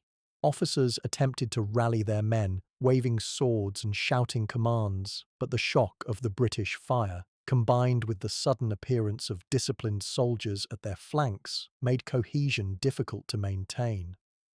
The myth of invincibility began to crumble under the first true test of combat they had faced that day. Wellington's men did not pause to admire their work. The volley was followed immediately by a bayonet charge. The 1st Foot Guards surged forward with cold steel, their advance relentless. Soldiers engaged in brutal hand-to-hand combat, pushing the French back step by step. The clash of muskets and bayonets, the shouts of officers, and the cries of the wounded filled the air. The Imperial Guard, trained to break opponents, found themselves on the defensive, experiencing for the first time the terror of retreat under disciplined pressure. The psychological impact spread quickly. Word passed down the French line that the elite guard had been halted, that the supposedly unbeatable soldiers were now struggling against a far smaller force. Panic, even if partial, began to creep into units that had relied upon the Guards' presence for morale. Confidence waned, hesitation spread, and the once unyielding columns now stumbled as men glanced at their comrades falling, unable to comprehend how a few hundred determined soldiers could wreak such havoc. Behind the ridge, Wellington remained composed. He watched the unfolding chaos with the precision of a master chess player observing the movement of pieces across the board. Every volley, every step of the bayonet line, every shout and clash was part of a carefully orchestrated plan. He did not need to interfere. His soldiers knew their orders, and the trap he had set was working exactly as intended. The momentum was fully in British hands now. 600 men, hidden until the decisive moment, had shattered 4,000 elite veterans. The front ranks of the Imperial Guard reeled, the middle and rear columns hesitated, and the cohesion that had made them legendary began to unravel. Officers attempted to rally their men, but resistance was sporadic and increasingly disorganized. In a matter of minutes, the myth of invincibility met the reality of precise, disciplined firepower. The clash continued up the ridge, hand-to-hand combat raging. British soldiers pushed forward relentlessly, cutting down those who faltered, advancing through the mud with steady determination. The French Guard found themselves retreating in sections, the first lines giving way, exposing the ranks behind them to volleys of musket fire from the concealed redcoats. Momentum shifted irrevocably. What had been a disciplined advance became a series of desperate adjustments to avoid complete collapse. Every bayonet thrust, every musket fired, and every fallen comrade further reinforced the British advantage. The ridge became a crucible where myth collided with human endurance, where training, discipline, and positioning transformed impossible odds into victory in microcosm. Soldiers who had believed themselves untouchable now felt the terror of being stopped, checked, and pushed back by a force far smaller than expected. The psychological effect was devastating. Even the mounted grenadiers à cheval who had led the assault found themselves slowed by the concentrated fire and the terrain. Horses faltered in the mud, riders cut down or forced to pull back, their once imposing advance now tentative. By the time they reached the midpoint of the ridge, it was clear that the first strike had failed to break the line. The British, though few in number, had achieved the unthinkable, stopping the fabled Imperial Guard. The echo of the first volley and the bayonet charge carried down the line. French units to either flank observed the shock on the faces of their elite comrades and felt an unease that began to ripple through their formations. The supposed invincibility of the Guard had been exposed as mortal. Even Napoleon, watching from his command, understood that this was the turning point. A single decisive strike that had seemed inevitable had been halted.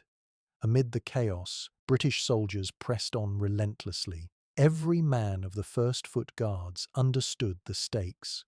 Retreat was not an option. Victory had to be seized here and now.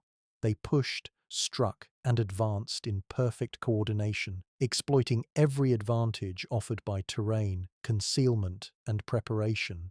The small force's audacity and discipline continued to unravel the French formations, spreading confusion and fear. By the time the Guard reached the crest, the ridge was no longer a slope they could dominate. It had become a battlefield of uncertainty, where every movement was watched and countered. The front ranks had shattered, the rear hesitated, the cohesion was gone. 600 men had achieved what should have been impossible, proving that discipline, training, and cunning could turn the tide against even the most elite of forces. The valley behind the ridge echoed with the sounds of the struggle, cries of the wounded, shouts of officers, the clash of steel, and the staccato of musket fire marked the moment when legend collided with reality. Soldiers on both sides understood that what was happening was historic, the outcome hinging on courage, training, and the unyielding resolve of those who refused to break.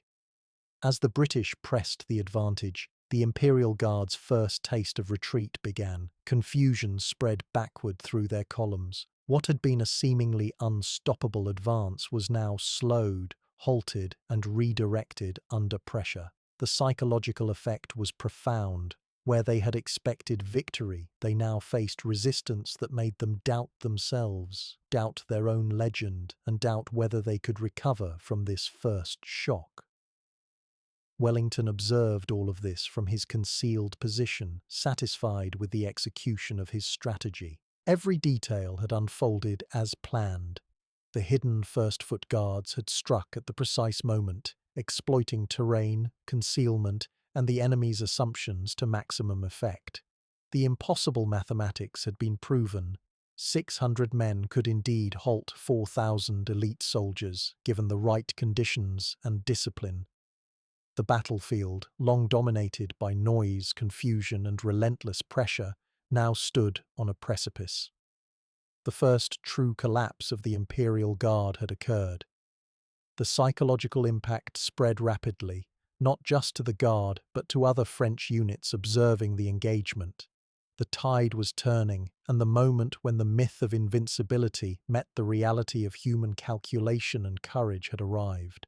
The ridge, once a mere elevation in the muddy battlefield, had become a symbol of the power of preparation, training, and timing.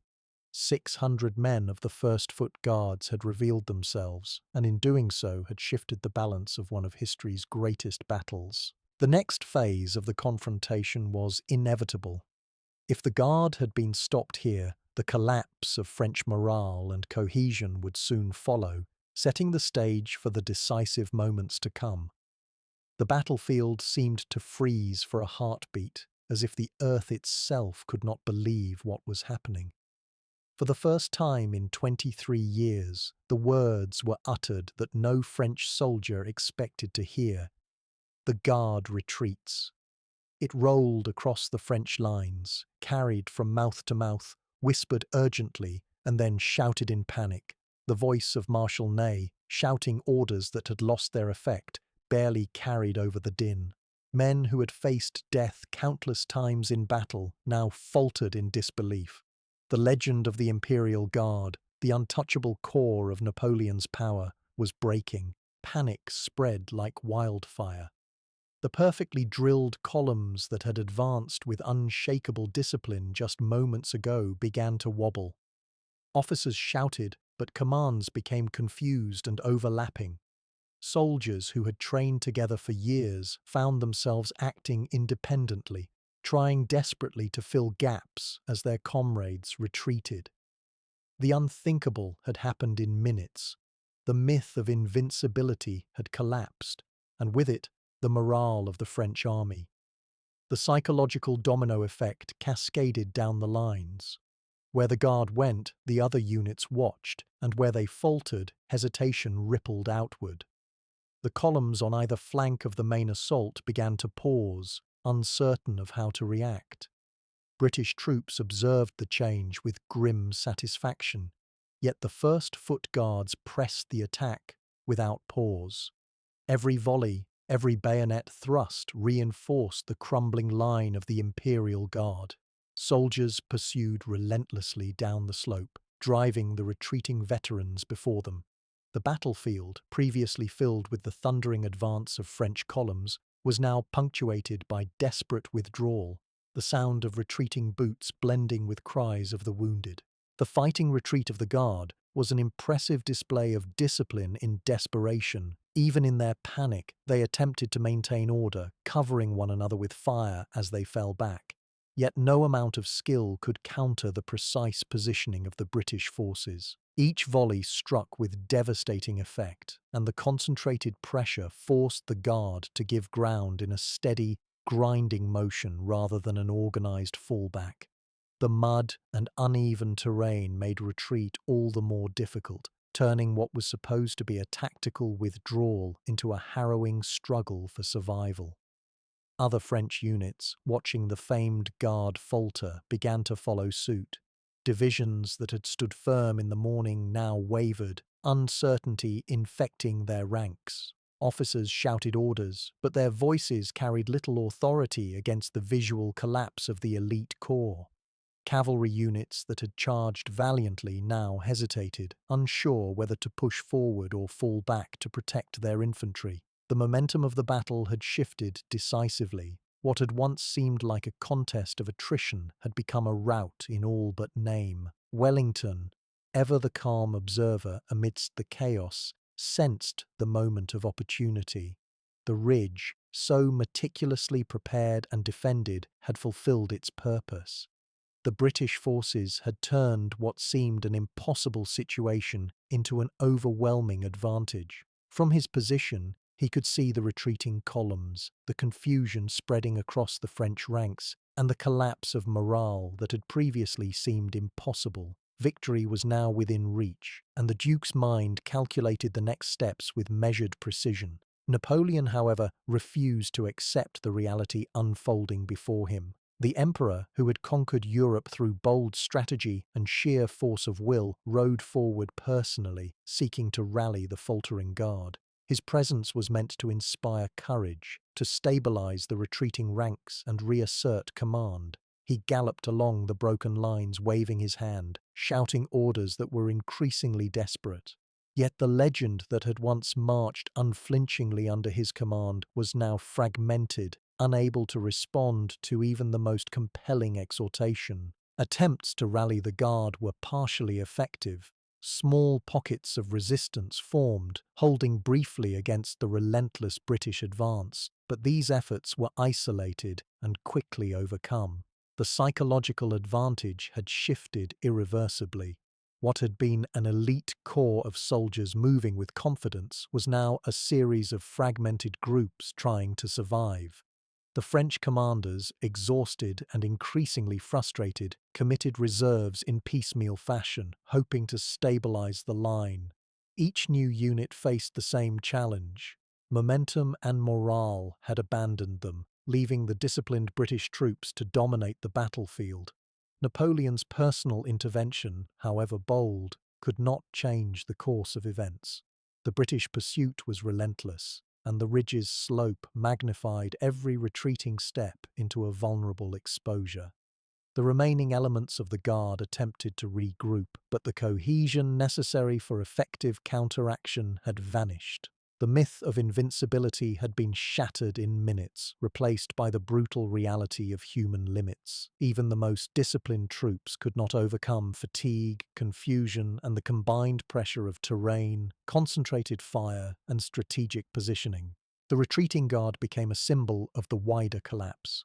French soldiers in surrounding units, witnessing the faltering of their most respected comrades, began to doubt their own capacity to hold ground. Artillery crews, previously firing with deadly precision, hesitated to advance shells, wary of being overtaken by retreating infantry.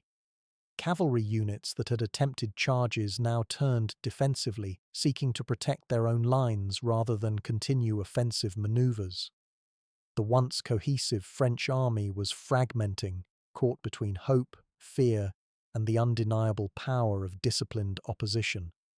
Wellington, ever vigilant, directed his forces to press this advantage without overextending. British infantry moved forward cautiously but decisively, taking advantage of every faltering French step. Artillery positions swept the retreating columns, cutting down soldiers who strayed from cover. Every push reinforced the sense of inevitability that now dominated the battlefield. What had seemed a desperate struggle at dawn had transformed into a controlled advance, driven by strategy, discipline, and the precise timing of command. Napoleon, realizing that the Guard's failure was more than a temporary setback, attempted further interventions. He sent reinforcements and remaining reserves into critical points, seeking to stabilize the front and prevent total collapse. Each movement, however, faced the same challenge. British firepower, tactical positioning, and the psychological shock inflicted on the Guard had destabilized the entire French line. Reserves arrived too late to prevent the spread of panic. Confidence could not be restored where myth had already crumbled. The final commitment of reserves demonstrated both the Emperor's courage and his desperation. Columns moved forward under his direct orders, but they met the combined fire of British infantry and artillery at close range. The uphill assault through mud and broken terrain was costly, and soldiers who had once charged with certainty now faltered under fire and confusion. Napoleon's attempts at rallying the line highlighted the human limits of command. Leadership alone could not substitute for the loss of cohesion and morale. As the sun dipped toward the horizon, reality fully set in for the French army. The battle that had begun with the proud march of Napoleon's invincible guard was now a series of retreats, scattered units, and isolated resistance. The psychological shift had completed its arc. What had once been unstoppable was now vulnerable, and the British had seized the initiative with precision and timing. The ridge, the carefully placed reserves, and the disciplined first-foot guards had delivered the decisive blow that no single maneuver could have achieved alone. The retreat of the guard accelerated. Officers struggled to maintain command over units that were breaking into smaller groups. Soldiers, shocked by the reversal, ran for cover and safety, abandoning formation in a desperate attempt to survive. British infantry and artillery pressed the advantage, transforming retreat into rout, pushing Napoleon's army further down the slope. The morale of the French army, so reliant on the Guard's reputation, was now irrevocably broken. Even the Emperor, standing at the edge of disaster, could only observe as the consequences of the Guard's collapse unfolded across the battlefield. Victory, once within his grasp, had slipped away in moments of disciplined resistance and calculated strategy. The myth that had inspired fear across Europe, the unbroken, undefeatable Imperial Guard, was now nothing more than a memory, its fall a testament to the power of preparation, courage, and timing. As British forces advanced, chasing the retreating Guard, the wider implications became clear. Other French units, witnessing the collapse firsthand, began to break, their cohesion dissolving under the weight of fear and disbelief. What had been an organized and formidable army was now a fracturing force, its morale shattered, its command structure strained to the limit.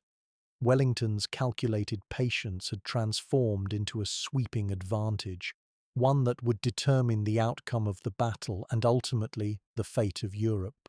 In the final moments of this phase, Napoleon's desperation was palpable. Every movement, every shouted command, every attempt to stabilize his army could not undo the consequences of the Guard's first retreat. Reality had overtaken strategy, and the British, exploiting every advantage, had established dominance on the field.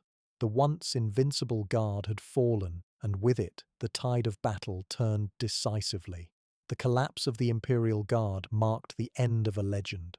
The psychological blow reverberated through the French army, turning what had been a climactic struggle into a fight for survival.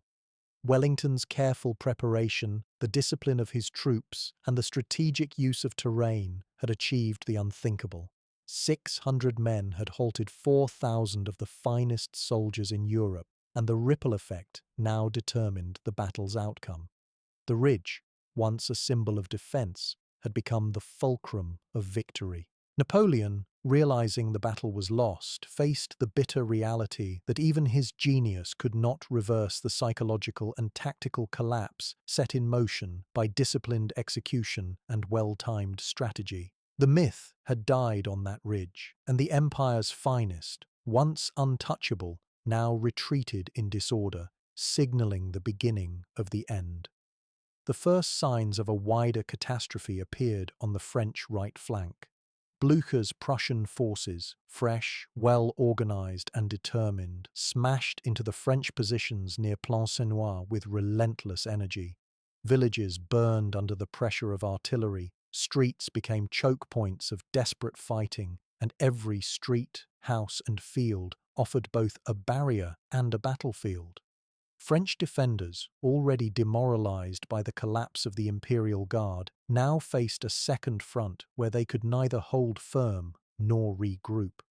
The fighting intensified, with French units caught between the British forces pressing from the ridge and the advancing Prussians cutting off avenues of retreat. Plancenoit became the epicenter of desperate resistance. French troops threw themselves into the defense of the village, barricading streets with wagons, burning structures to slow the Prussian advance, and fighting house to house with a ferocity born of survival. Yet each moment of resistance exacted a toll. Every building contested, every street defended, drained manpower, exhausted ammunition, and eroded morale. The Prussians, organized and relentless, forced a gradual withdrawal of French units, their arrival transforming the battlefield from a single-sided struggle into a catastrophic two-front engagement for Napoleon's army. Coordinated pressure on multiple fronts accelerated the disintegration of French discipline. British forces, emboldened by the faltering guard and the retreat of other key units, advanced down the ridge in measured, systematic sweeps. Orders from Wellington cut through the chaos.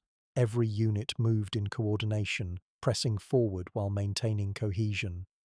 Soldiers swept through the battlefield with the precision of trained instruments, closing the distance, delivering volleys, and following up with bayonet charges wherever the French line wavered. Wellington's command rang across the battlefield with clarity and authority.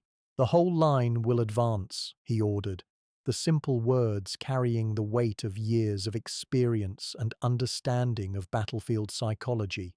Each battalion responded in unison, advancing down the slopes with steady, coordinated motion. Muskets cracked in rhythm, artillery boomed in measured intervals, and cavalry, where appropriate, pressed the flanks to cut off retreat. The combined pressure was irresistible. French units that had barely recovered from the collapse of the Guard now faced the relentless surge of disciplined and coordinated forces. Resistance began to crumble everywhere. Columns that had held firm through earlier assaults were now wavering, units breaking under repeated volleys and flanking attacks. Officers struggled to maintain control, but their commands became lost amid smoke, mud, and the tumult of battle. The discipline that had carried Napoleon's army through decades of conflict was unraveling at an alarming rate. Retreats became disorganized, small groups of soldiers fled independently, and lines dissolved into chaos. The battlefield itself seemed to tilt in favor of Wellington's well-positioned and inexorably advancing army. As British troops swept down the ridge, they transformed retreat into pursuit. The momentum of the battlefield shifted fully in their favor. French soldiers attempted to rally, but each hesitation, each faltering step, was met with concentrated musket fire and advancing columns. The British pressed relentlessly, turning tactical withdrawals into outright routs. The slope, once a challenge for attackers, now facilitated the advance, amplifying the chaos as soldiers slid through mud and tried to regroup under a storm of disciplined fire. In the villages and open fields below, the collapse intensified. Waterloo itself became a stage of panic and confusion. French units fleeing from the ridge collided with those retreating from Plancenoit, forming bottlenecks that slowed any coherent withdrawal. Artillery crews abandoned cannons in their haste, leaving behind massive guns that would later fall into Allied hands. Flags and standards, the symbols of French pride, were dropped or captured, fluttering in the wind as tangible proof of the disintegration of Napoleon's forces. The once organized army now scattered in all directions, no longer a cohesive force, but a mass of soldiers scrambling to survive. Napoleon's carriage, the symbol of command and authority, became a focal point of the chaos.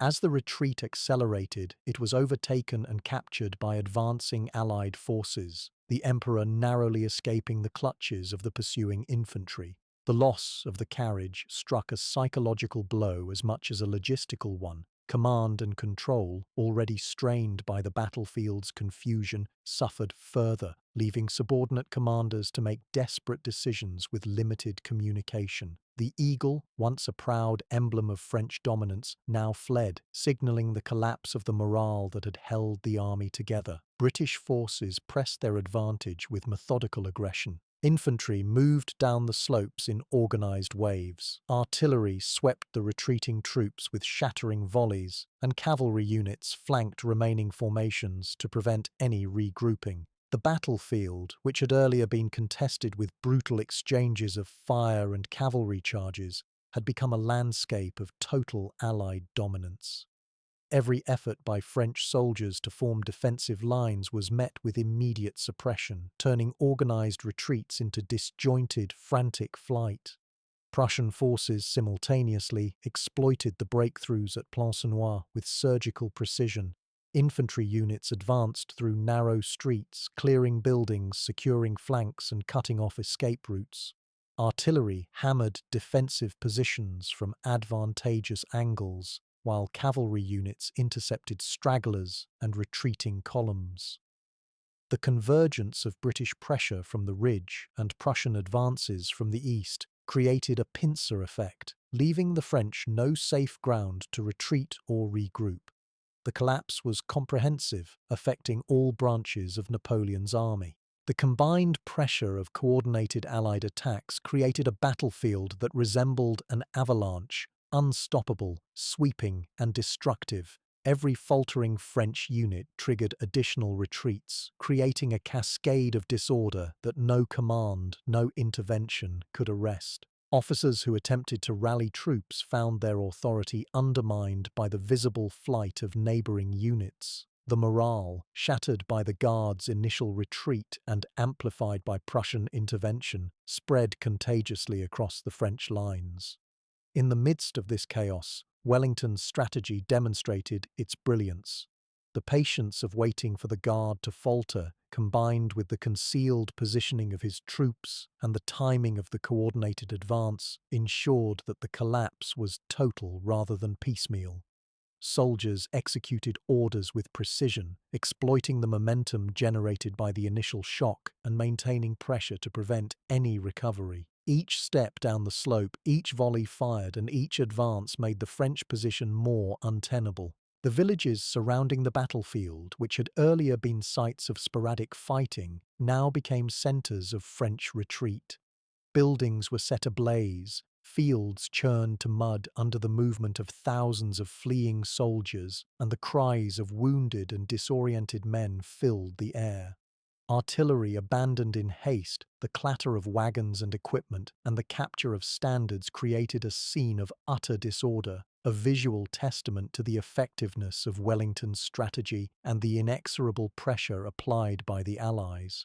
Napoleon, observing the battlefield from a distance, saw his once proud army reduced to scattered fragments. His orders, even when delivered personally, could not restore the cohesion needed to resist the advancing forces. The combination of terrain, discipline, and tactical timing had created conditions in which even his strategic genius could no longer dictate the flow of battle. The ridge, Plancenoit, and the advancing Allies formed an inescapable network of pressure that left no avenue for counterattack or organized retreat. The Eagle's flight from the battlefield was the final signal of collapse. Soldiers fled in all directions, artillery crews abandoned their guns, and the morale of the remaining troops disintegrated entirely.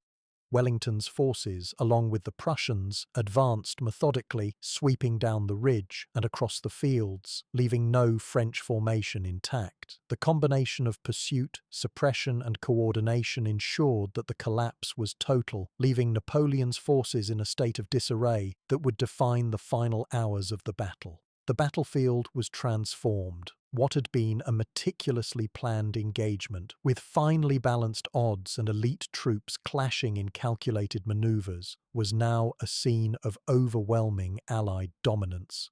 French forces, once the pride of Europe, were reduced to disorganized, retreating masses. The success of the British and Prussian coordination had achieved its objective: total collapse, with no possibility of immediate recovery or counterattack. Every advance down the slope, every volley fired, and every Prussian movement contributed to the avalanche of disorder. The careful orchestration of terrain, timing, and troop deployment ensured that the French army, already demoralized by the collapse of the Imperial Guard, could not regroup. The battlefield had shifted irreversibly, signaling the final stages of Napoleon's defeat.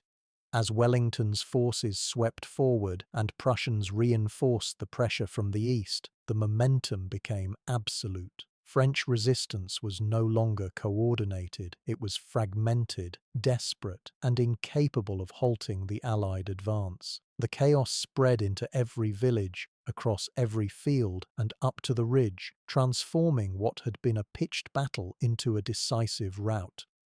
The battle that had begun with hope, strategy, and the clash of empires now ended in unrelenting Allied domination, setting the stage for Napoleon's ultimate defeat and the aftermath that would reshape Europe.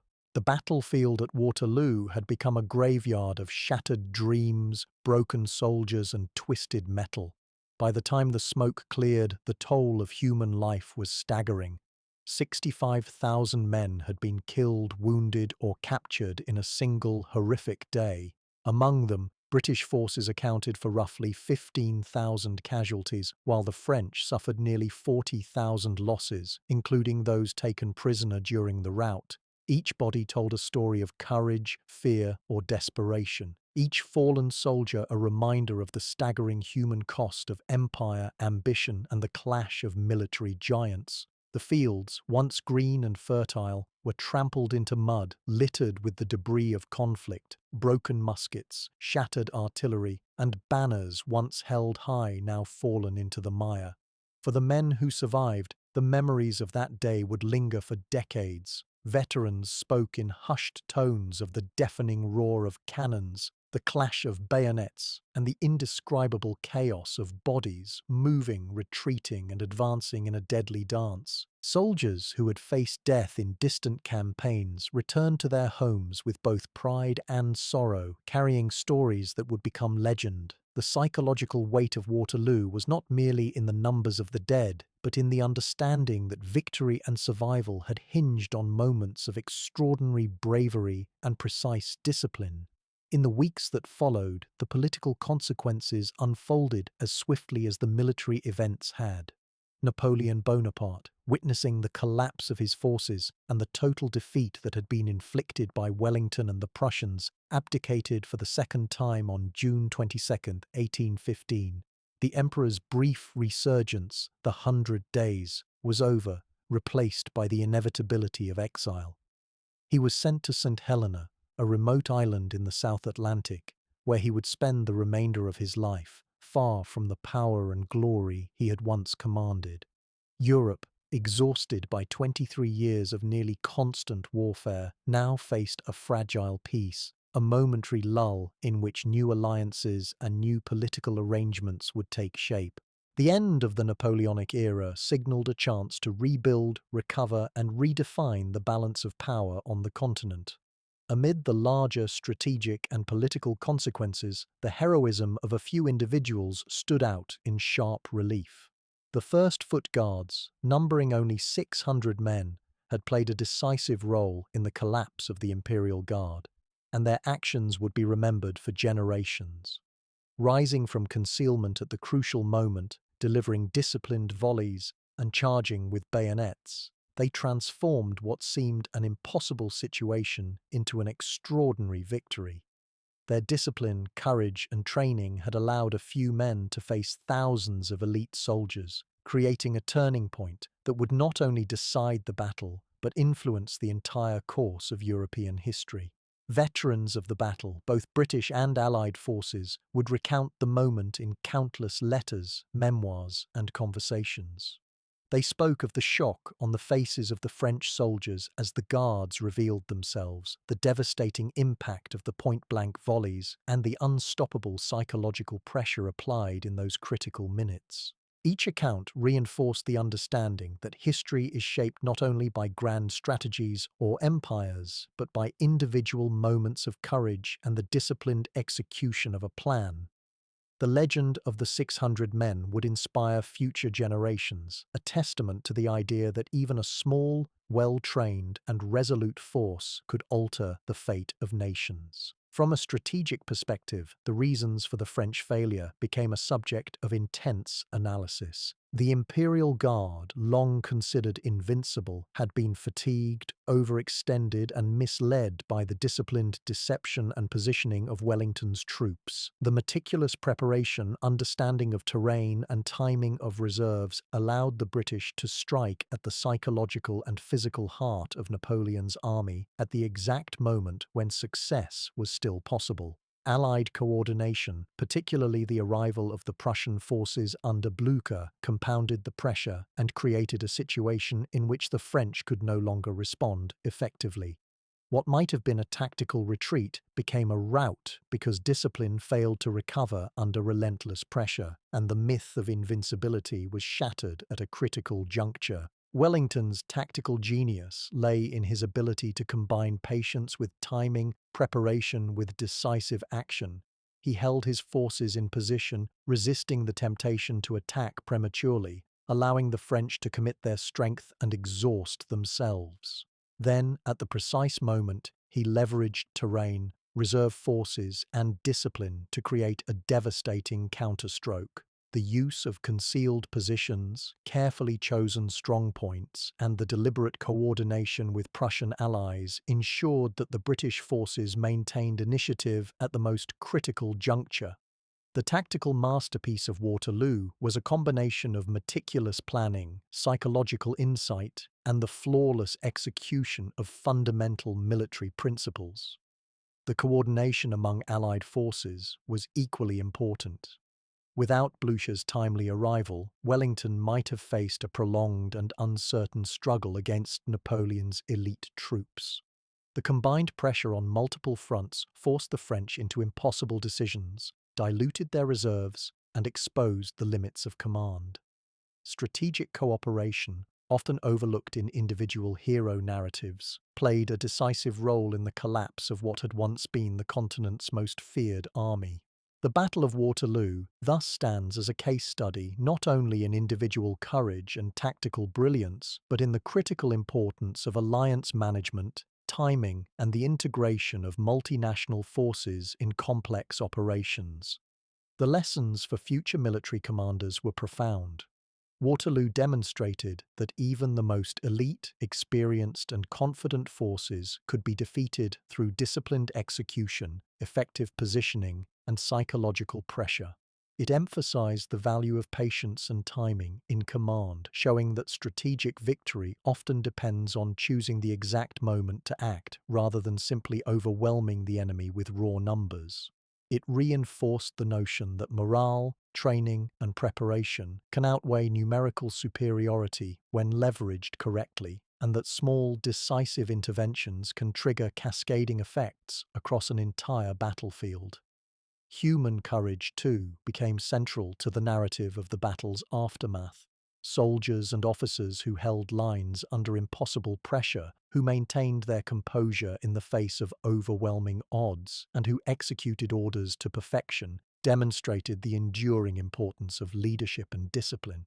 Their stories, passed down through letters, memoirs, and regimental histories, reinforced the human dimension of warfare. That strategic genius can falter if it encounters unwavering personal courage, and that legends are often made in the crucible of decisive moments. The First Foot Guards, in particular, became a symbol of this human element. Recognition came both formally through honors and promotions, and informally through the stories passed along regimental lines. They exemplified the principle that a small, cohesive unit, operating with discipline and determination, could wield influence far beyond its numbers.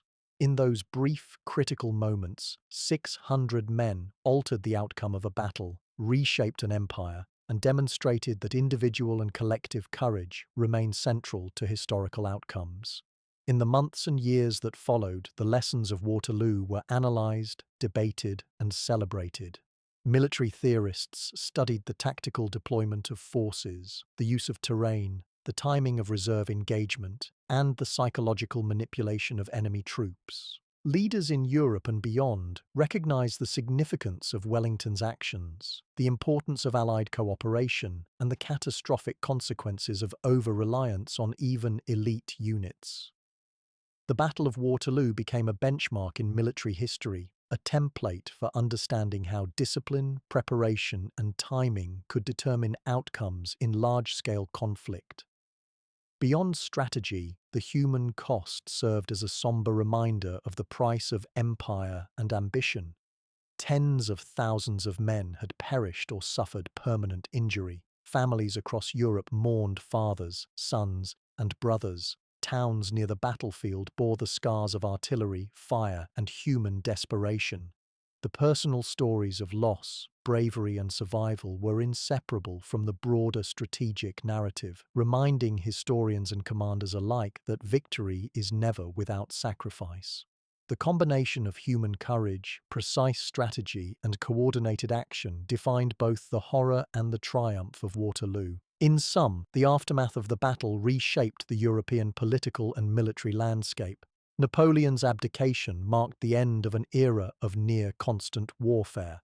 The victory of Wellington and the Allied forces ensured a fragile but lasting peace, temporarily stabilizing Europe after 23 years of near-continuous conflict. Yet beyond politics and strategy, Waterloo became a testament to the extraordinary impact of disciplined, courageous individuals acting in unison. The First Foot Guards, Wellington's patient leadership, and the coordinated arrival of the Prussians together demonstrated that preparation, timing, and valor could turn the tide against the seemingly invincible. History would remember the day as both a catastrophe for France and a triumph of strategic brilliance and human determination. The 600 men who rose from concealment, fired volleys at point-blank range, and charged into elite forces exemplified how extraordinary courage and discipline could change the course of history. The battlefield, littered with the dead and wounded, was also a place where legends were born. Wellington's tactical genius, the coordination of allies, and the bravery of soldiers created an enduring legacy, one that would shape military thought, inspire future generations, and demonstrate that even against the greatest odds, well-led and disciplined men could achieve the impossible. Waterloo's aftermath, in essence, was both a reckoning and a lesson. It revealed the human cost of empire, the importance of preparation and timing, and the profound impact of individual courage. The stage was set for a new European order, but the memory of those who fell and those who rose to meet the impossible remained indelibly imprinted on history. From the carnage of the battlefield to the exile of an emperor, from the bravery of 600 men to the ultimate strategic triumph, the reverberations of that single day would echo for centuries, shaping not only military theory but the very course of European history itself. The fields of Waterloo, once soaked in mud and blood, had witnessed the end of an era. The Napoleonic epoch, a period defined by relentless ambition, sweeping campaigns, and the domination of Europe by one man's vision, had finally reached its conclusion. With Napoleon's abdication and exile to St. Helena, the continent entered a period of relative stability that would come to be known as the Pax Britannica. Britain, now firmly established as a global power, assumed a leadership role in the maintenance of European balance, shaping diplomacy, trade, and military policy for decades to come. The ripple effects of Waterloo extended far beyond the immediate battlefield. The political map of Europe was redrawn, alliances were realigned, and the mechanisms of continental power shifted in ways that would influence international relations throughout the 19th century. Yet history is not measured solely in the movements of empires or the decrees of sovereigns. It is also measured in the courage, determination, and decisive action of individuals. The Battle of Waterloo demonstrated that even in the shadow of giants, ordinary men could rise to become extraordinary. Those 600 men of the First Foot Guards, positioned on the right flank, concealed behind terrain, and waiting for the precise moment, exemplified the thin line between victory and defeat. In 20 minutes of disciplined, coordinated action, they shattered the myth of invincibility surrounding Napoleon's Imperial Guard, demonstrating that courage under pressure, combined with rigorous training and tactical preparation, could alter the course of history. Leadership under extreme conditions was another defining feature of the battle. Wellington's calm assessment of terrain, his patience in holding his forces in readiness, and his ability to anticipate both Napoleon's moves and the timely arrival of Prussian allies revealed the essential qualities of effective command. He balanced the psychological pressure on his troops with clear instructions, understanding that morale, confidence, and timing were as critical as firepower. On the battlefield, ordinary soldiers followed orders with precision, but their willingness to hold, fire, and advance in the face of what seemed insurmountable odds was a testament to the power of discipline, preparation, and trust in leadership. The human element extended to both sides of the battlefield. French soldiers, trained and hardened by campaigns across Europe, faced a moment that defied expectation. The collapse of the Imperial Guard, once thought invincible, showed that even elite troops could falter under fatigue, psychological shock, and unexpected resistance. The story of Waterloo is therefore not only one of victory, but also of vulnerability, illustrating how the fortune of war can shift in an instant when human courage and calculation intersect with opportunity and error. Modern military thinking continues to draw lessons from that fateful day. The principle that small, well-trained, and disciplined units can exert a disproportionate effect on the outcome of a larger engagement is as relevant now as it was in 1815.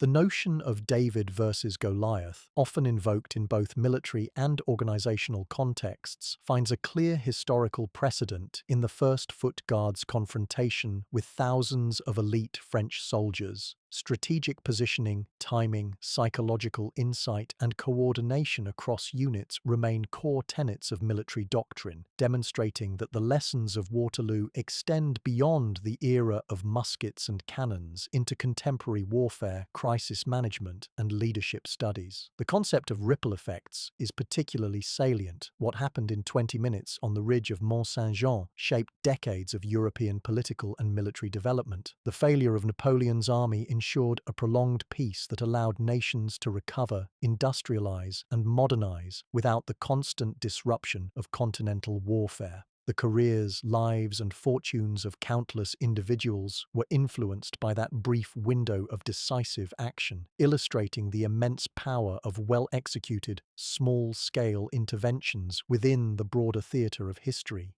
While strategy, tactics, and leadership are essential lessons, the personal stories of soldiers bring the history to life.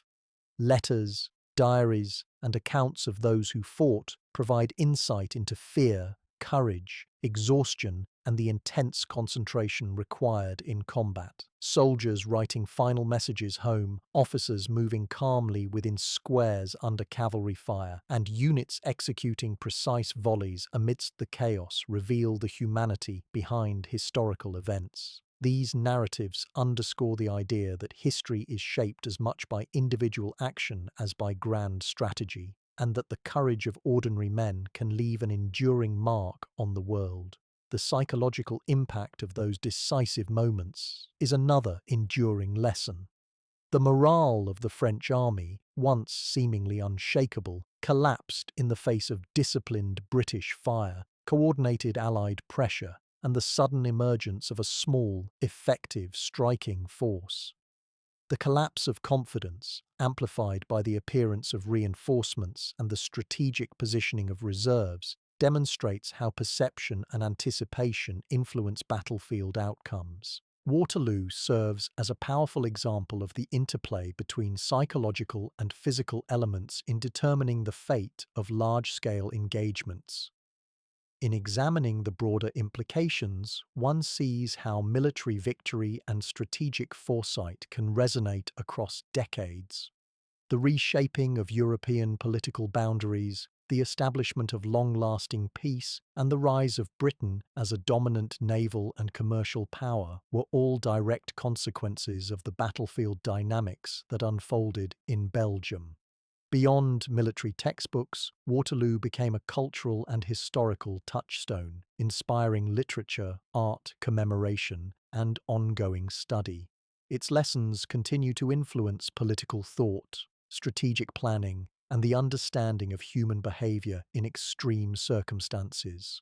The story of the 600 men, in particular, has inspired countless generations. Their disciplined volleys, bayonet charges, and unflinching courage under fire exemplify how small units can achieve results far beyond their apparent capacity. The legend of their achievement endures precisely because it combines tactical brilliance, personal courage, and timing in a manner that resonates across centuries. These men, whose actions might have been forgotten as a minor detail in the chaos of battle, became central to the narrative of European history, illustrating the enormous impact individuals can have when circumstances and preparation align. Studying Waterloo today provides insight not only into historical tactics, but also into the human capacity for resilience, courage, and adaptation under pressure. The interplay of leadership, coordination, and the ability to respond to rapidly changing circumstances offers lessons relevant to contemporary scenarios in military business and organizational contexts. Strategic patience, the value of reserves, the use of terrain, and the importance of morale remain universally applicable principles derived from the events of that single day. The final reflection on Waterloo returns to the fleeting but decisive moments that shaped history. In just 20 minutes, the First Foot Guards altered the trajectory of Napoleon's forces, shifting momentum in a battle that determined the fate of nations. Their success illustrates the principle that extraordinary outcomes often depend on a combination of preparation, courage, timing, and the exploitation of opportunity. The battle reminds us that history is shaped not solely by empires or kings, but by the precise execution of action in critical moments. Even more than 2 centuries later, the Battle of Waterloo continues to captivate historians, strategists, and enthusiasts. Its study offers insight into how ordinary soldiers, disciplined and courageous, can achieve legendary status. It demonstrates the enduring lessons of preparation, timing, and coordination, and serves as a reminder that decisive moments can pivot the course of empires. The courage, leadership, and resilience displayed at Waterloo continue to resonate because they exemplify universal truths about human potential under extreme pressure. As we close this chapter in the history of the Napoleonic Wars, it is worth acknowledging the broader implications. The courage of a few, the strategic foresight of Wellington, and the timely cooperation of allies created a ripple effect that shaped the world. From the battlefield itself to the corridors of power, from the homes of surviving soldiers to the decisions of statesmen, the consequences of those 20 minutes reverberated far beyond Belgium, affecting Europe and the world for generations. Thank you for joining us on The Sleepless Wars, traveling back through the smoke, mud, and courage of Waterloo. If you have enjoyed this journey, consider subscribing to follow along with more explorations into the pivotal moments of military history. Share your thoughts in the comments. Perhaps your favorite moment, a soldier's act of bravery, or a tactical decision that captured your imagination. Every reflection adds depth to our understanding of history and keeps the stories of those who shaped the world alive. In our next episode, we will examine another remarkable military engagement where strategy, terrain, and human courage intersected to produce extraordinary outcomes. Until then, remember the lesson of Waterloo. Courage, discipline, and preparation can make giants fall, and ordinary men, under the right circumstances, can change the course of history forever. The battlefield may be long gone, but its lessons endure, echoing across centuries, reminding us of what human resolve, tactical brilliance, and relentless courage can achieve.